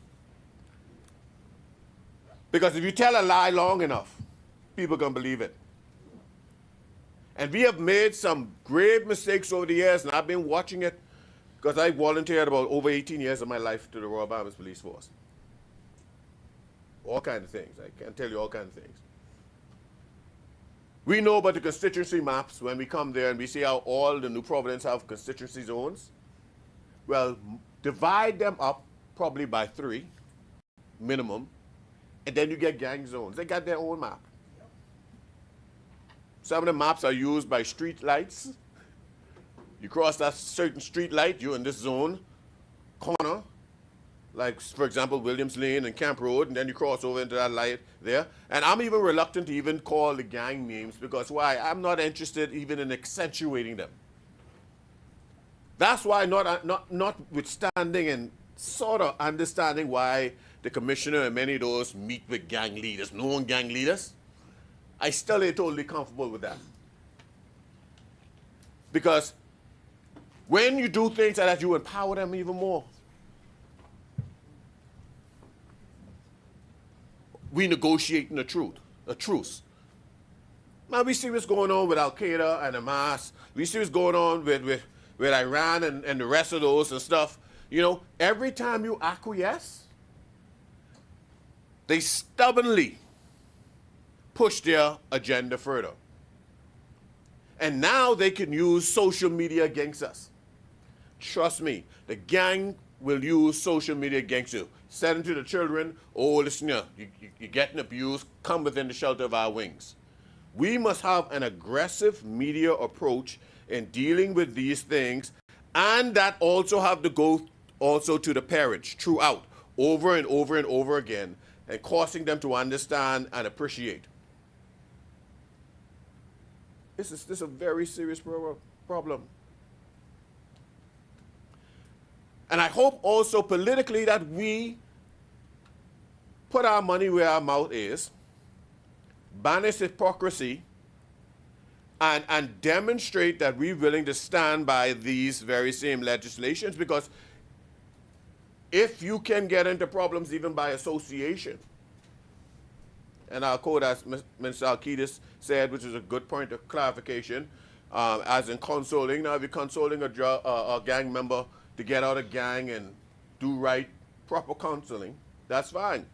But if you counsel them to say, nah, this is how you get across this red tape, and if the police come to you, this is what you do, and how to get around that, and if you get catch with your drugs, this is what you're going to do, and you know what? Take your money and send it to this particular island. Now, that's a major problem. But I want us as also political persons and who represents parties, and I would say the parties in this country to ensure that we will no longer, and I'm not speaking from ignorance, and I don't wish to go into the place called there, because it could be proven around the whole board. We will refuse to endorse and to use gang leaders in our politicking, and let's not do that anymore. That's a fact. We don't bring them up on our stage no more. We don't pander to them, because the truth is they are a political vote. You all know how it goes. They're going to hold everybody. They can come up with all their voters. Say, see, I got 30 people proving who's that. Not to use them in our campaigns for protection. It's the truth. When you're in certain zones, certain parts, you have these certain guys. And so let's eliminate the political intimidation process. You know, the strategies are used, man. So let's keep our hands clean as relate to this very same thing. Because I've been looking at it even from the time of violence breakers and certain other things, and I've looked at it and I say, man, you see, I believe you accentuate the positive and you eliminate the negative. If I want to choose my community, brother, I ain't going to the person who's jack it up. That's why many of the young children go towards gang, you know, because sometimes they end up getting all the attention. I being nice in school and everything else, you won't check it for me, but he getting all the attention. All the programs, not all, the programs designed, we can put up this one in crisis is important, you know. But in many instances, you need to incentivize people out of the situation. And then those who push and high and push and grow and become strong, who was in the same type of environment, same school, excel. We need to have people who people could look up to and say, listen, if you want what he get, do what he did. It's amazing how we'll have so many public speakers and we're bringing the ex-criminal and the ex-that. No, it has its place, you know, it really, really does. But does anybody walk the fella down the road who didn't get in trouble, who avoid trouble, get good straight A's and can speak to these people? As good as Peter, Paul, Moses, and all of them who do all kind of bad things are as disciples and witnesses of God, you know, none better than Jesus Christ, who is just simply good. So what I'm simply saying again, accentuate the positive, eliminate the negative, and let's also strengthen those who made it over, who does good things. And they are supposed to be the beacon of community. They are the ones that represent who we are. Yes. We need to show all of them, you know, we want to help you, but we ain't condoning that. Yeah, your family need food, you need this, or they give you all the sob story. Come there with all the gang tattoos, smell and stink of marijuana. Man, I need a contract, if not, I ain't voting for you, brother. If you want to play in this world, change your world, because the two can't meet. And this is the problem that we actually have in dealing with matters of this. Now, in the bill, there were a few things that I just had a question to. Even in the definition on page 4, where we talk about law enforcement, I didn't see BDOCs there. Now, I know BDOCs have a structural issue, whereas it doesn't have the exact same structural setup like the Defense Force and things. I think they're under the public service, and they're trying to work that problem out. But BDOCs is law enforcement, too.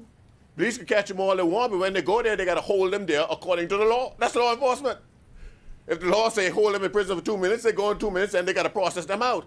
If the law say hold them for 20 years, they got to do that. And BDOCs is a critical place because that is the place where you actually have them locked down with the best possibility of reform or magnification of the problem. Why? Because if the reform is not good enough in the prison, where they can be isolated even from based on good behavior and placed in a new cell position with people who are not like kind. That's the problem that they come in with. So example, you're a drug dealer, or he's a bunch of drug dealer. But you know what? Somebody else might have been in there for commercial crime or something different, and they put them together. That facilitates a change of character because now he can get another perspective and a possibility of rehabilitation. So since the effort was made to highlight which is law enforcement, I'd hope you put an amendment to deliberately also add the Bahamas Department of Correction in that. Then we have some things, and I'm stating it in any event, even though I believe attempts may have been made to explain it. On page 5, that is section 3B, where it says the evidence and the symbols. This is going to be tricky because one of the gang names is a favorite football club name, NFL name. You see? And so these paraphernalias you find all over the place, and then you have a difficulty. You just get one nice tattoo that resembles something you're important with, then a new gang come up with the same tattoo. So this is where I said collateral damage. Mind you, this need to be there, you know, because we all know that the subtle terms is a serious way of communication. Everyone who have had a mother who was Holy Ghost filled and everything else, but look at you in church cockeyed for doing foolishness, you see what she's saying. In church, she done tell you what she can do to you, how she can do it to you, how bad you can feel when she do it to you, and it can happen as soon as she get home and take off her white dress. And she did all of that with just that one look. So these things cannot be taken for granted because of these markers and these identifiers. We also need to help them to understand, and with these things as well, that you are making life choices when you make permanent things. Even with my position here, politics in the Senate and the House, I tell them I don't give up the permanent for the temporary. I ain't losing my character and who I am as a person because, oh, he's Mr. Senator. This is temporary.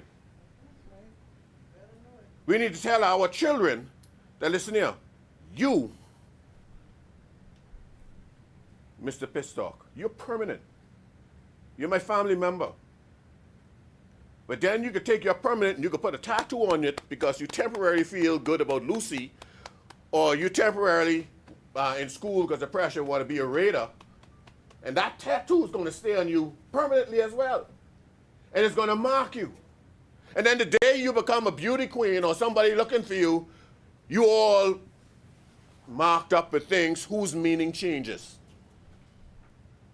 But yet it is true. We know about the teardrops. These guys, some do it for fake. And I think this bill speaks to it, and I believe that is very important, that you got to stop. Some people do it just for points and say, oh, he's a part of this gang. Oh, he's a part of this gang. They ain't know nothing but the gang, you know. But they got to understand, I'm glad that is in the bill, that there's a gravity to this. Stop flamming. But there are persons you see with the teardrops on the corner of the eye. That is a symbol of the amount of murders or hits they did.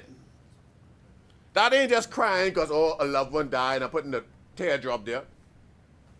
And so it is necessary for us to be able to infiltrate their code and their base of communication, because that's critical against having a significant dent or possibly winning this war.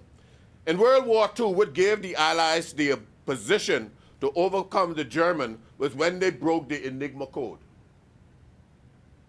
And then not only that, their ability to keep it secret that they broke the Enigma code. Because as soon as they realized, the German would have realized that the Allies broke their code, the first thing they do, they could change it and set them back to square one. So now we have the possibility of revolving markings and symbols.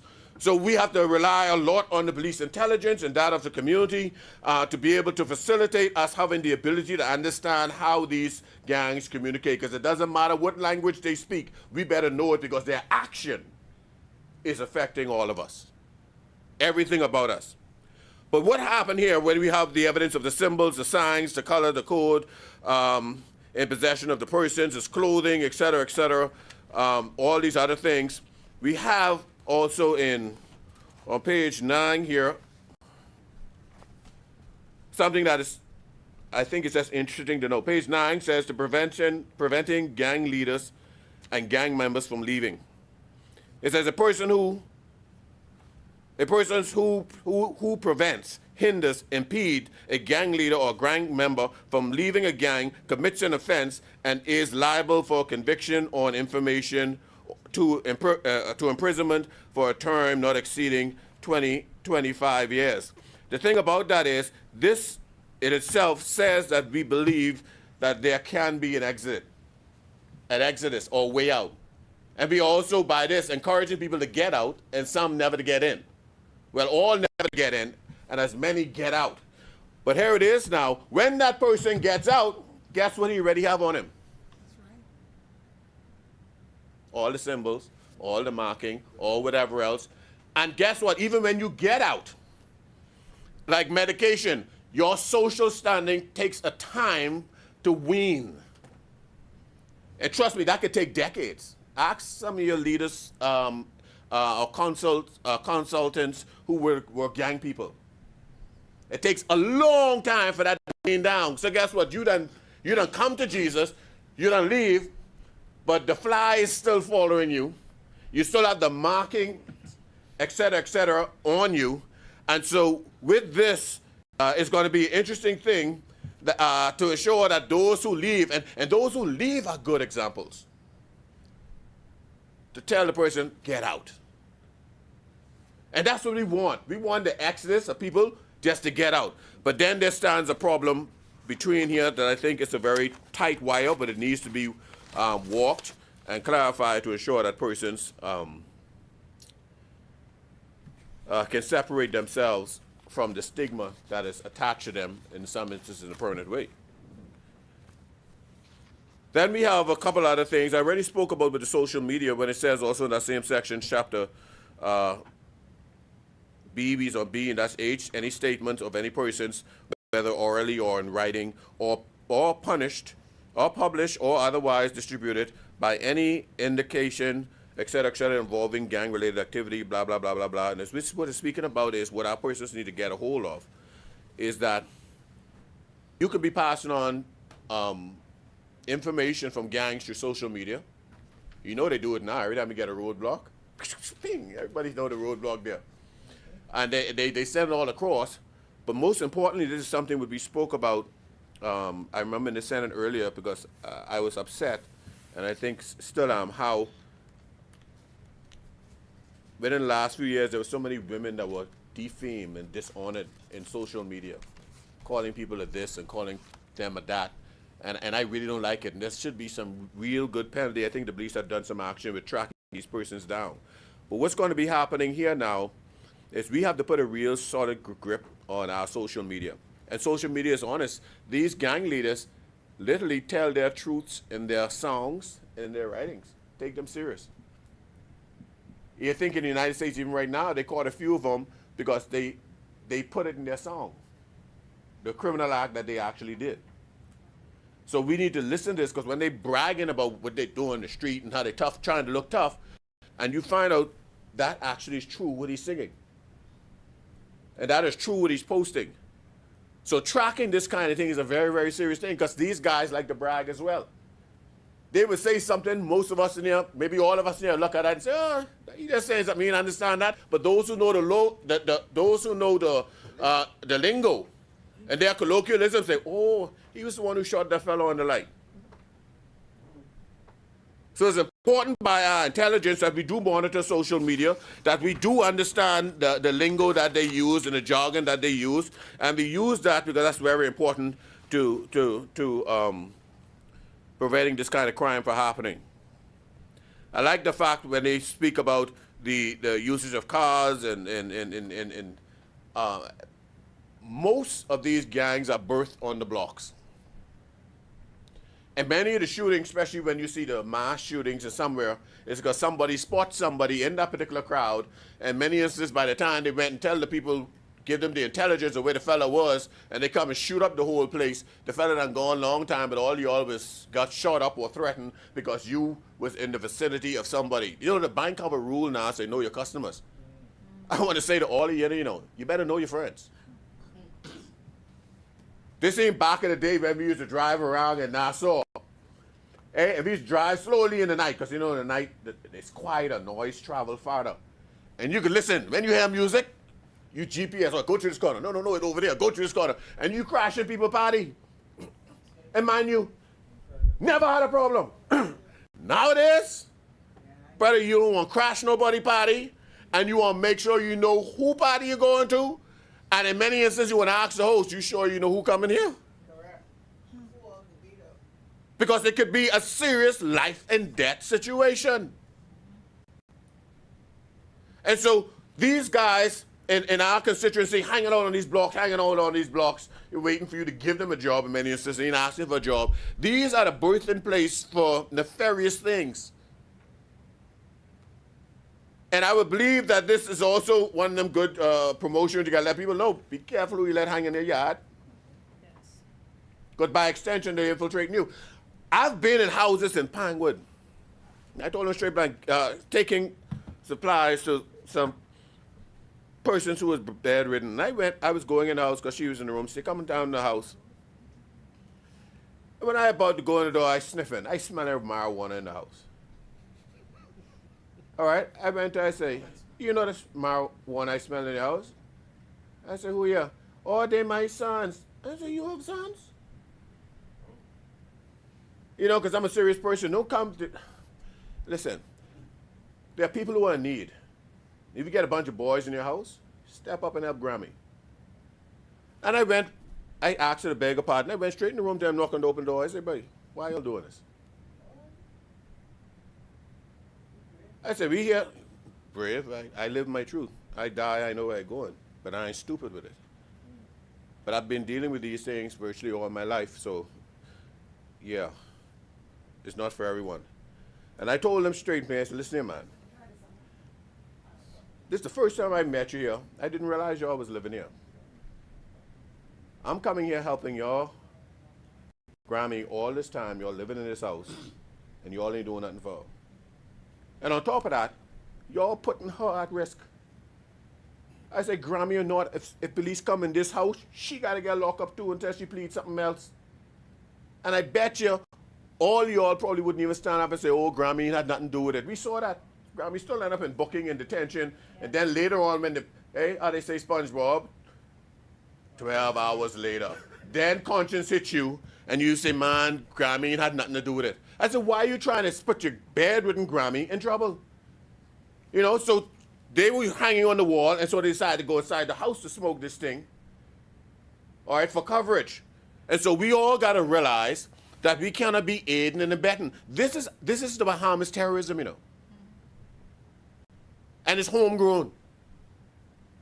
It is homegrown. It should not be discouraged. And then that means that even, like you said, with the meeting places and everything else, that's a very serious thing. It's good to see a life imprisonment in this clause, in this clause as well, as related to gang-related activities.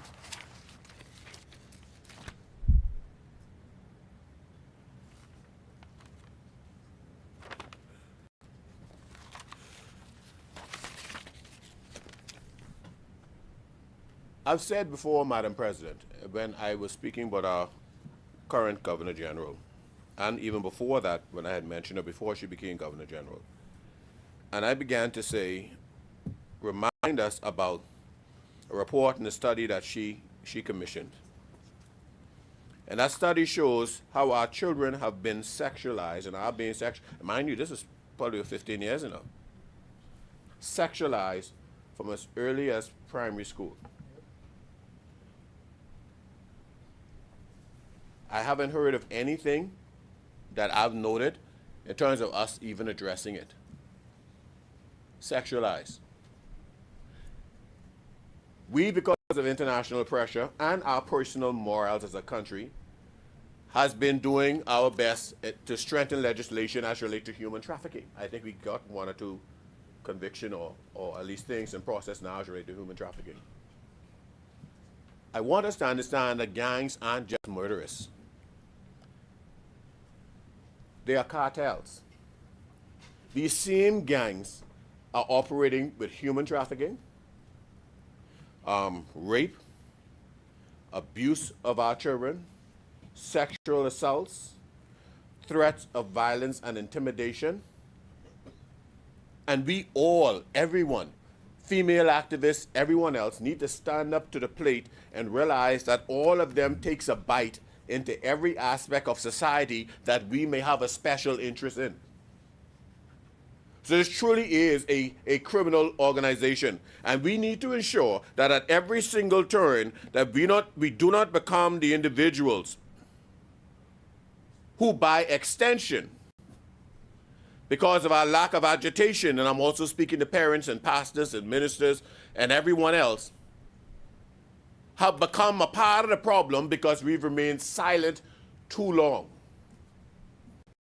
Most gangs were made up of young persons who were intimidated, lonely, homesick, needed a place to stand, needed a place to have coverage, the scary guy on the block, and when he met the gang, they made him into a beast. They made him into a beast that could look you in your eye and shoot you for $300. And then go back to the gang and get celebrated like they're Vikings saying, you know, they're going to Valhalla. And at the end of the day, if you don't realize that these persons are willing to kill you for just a few good dollars.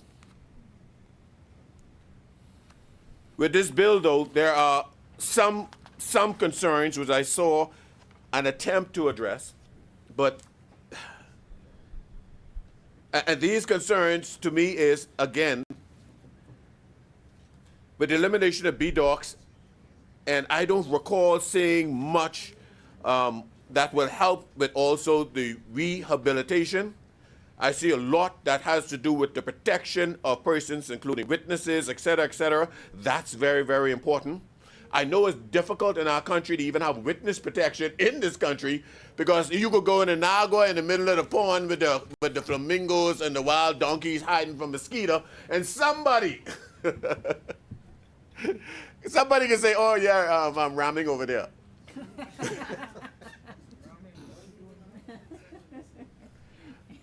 But yet somehow we still need to find a way to protect our witnesses knowing the nature of the culprits. It may be costly, but maybe we need to consider also being able to allow them to go based on the time, and I hope these things get speedy trials. I hope gang-related stuff fits the category of speedy trials, that maybe these persons can be allowed, and you hate to say this, because government money is our money, and we don't, everybody feel like they're paying out too much, and et cetera, to be housed in other jurisdiction,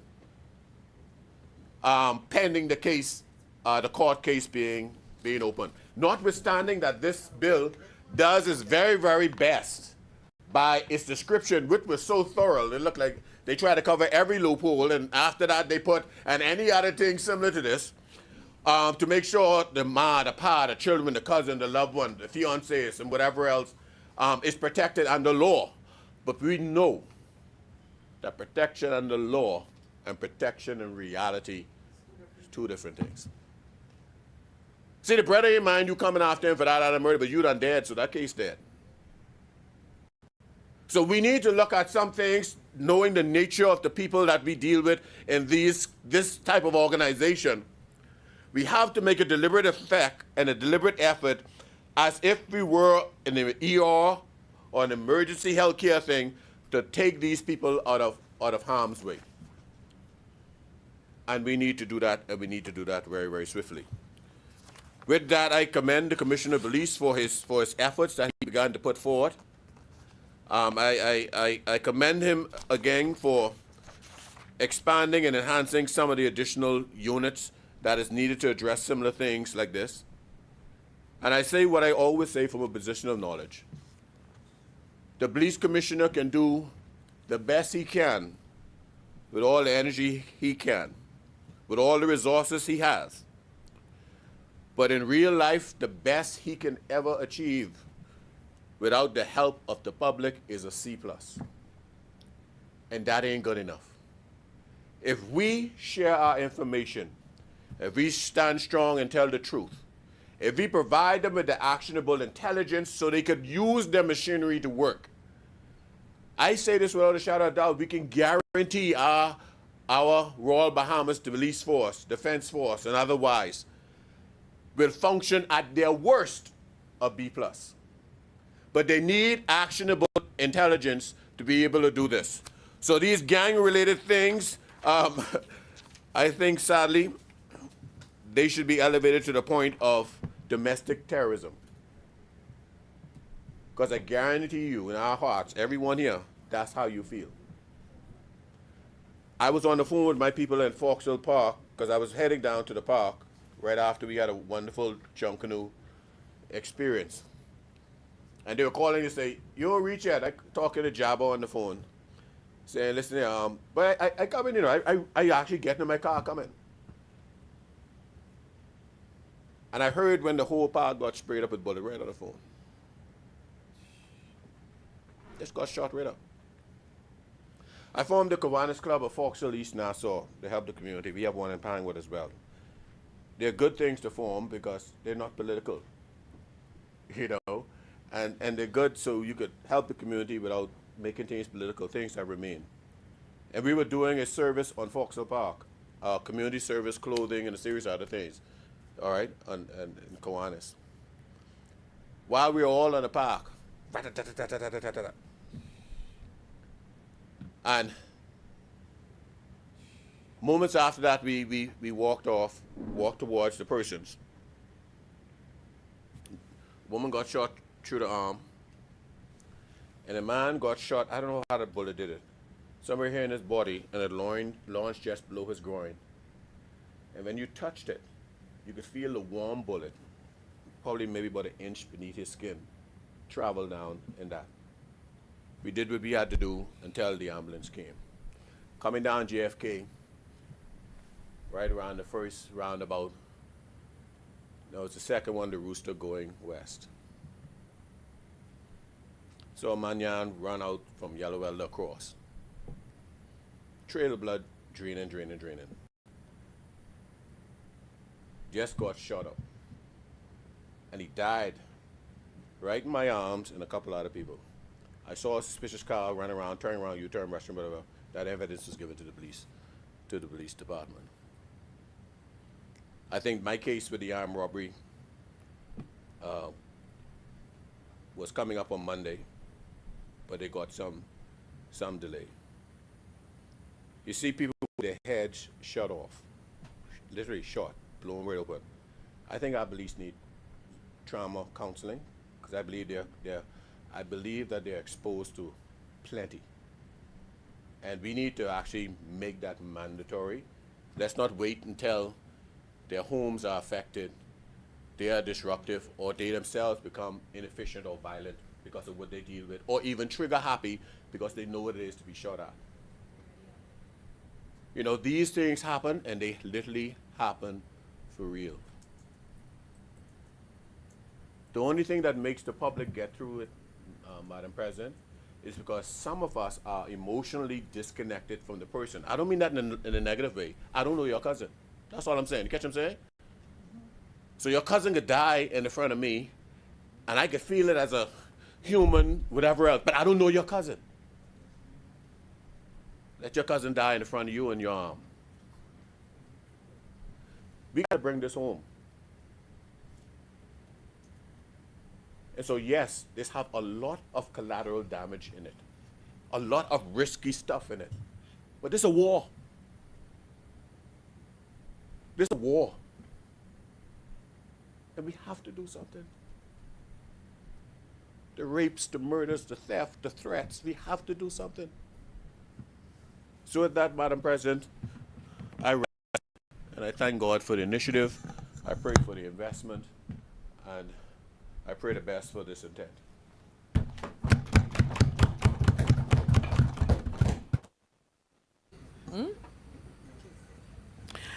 As many?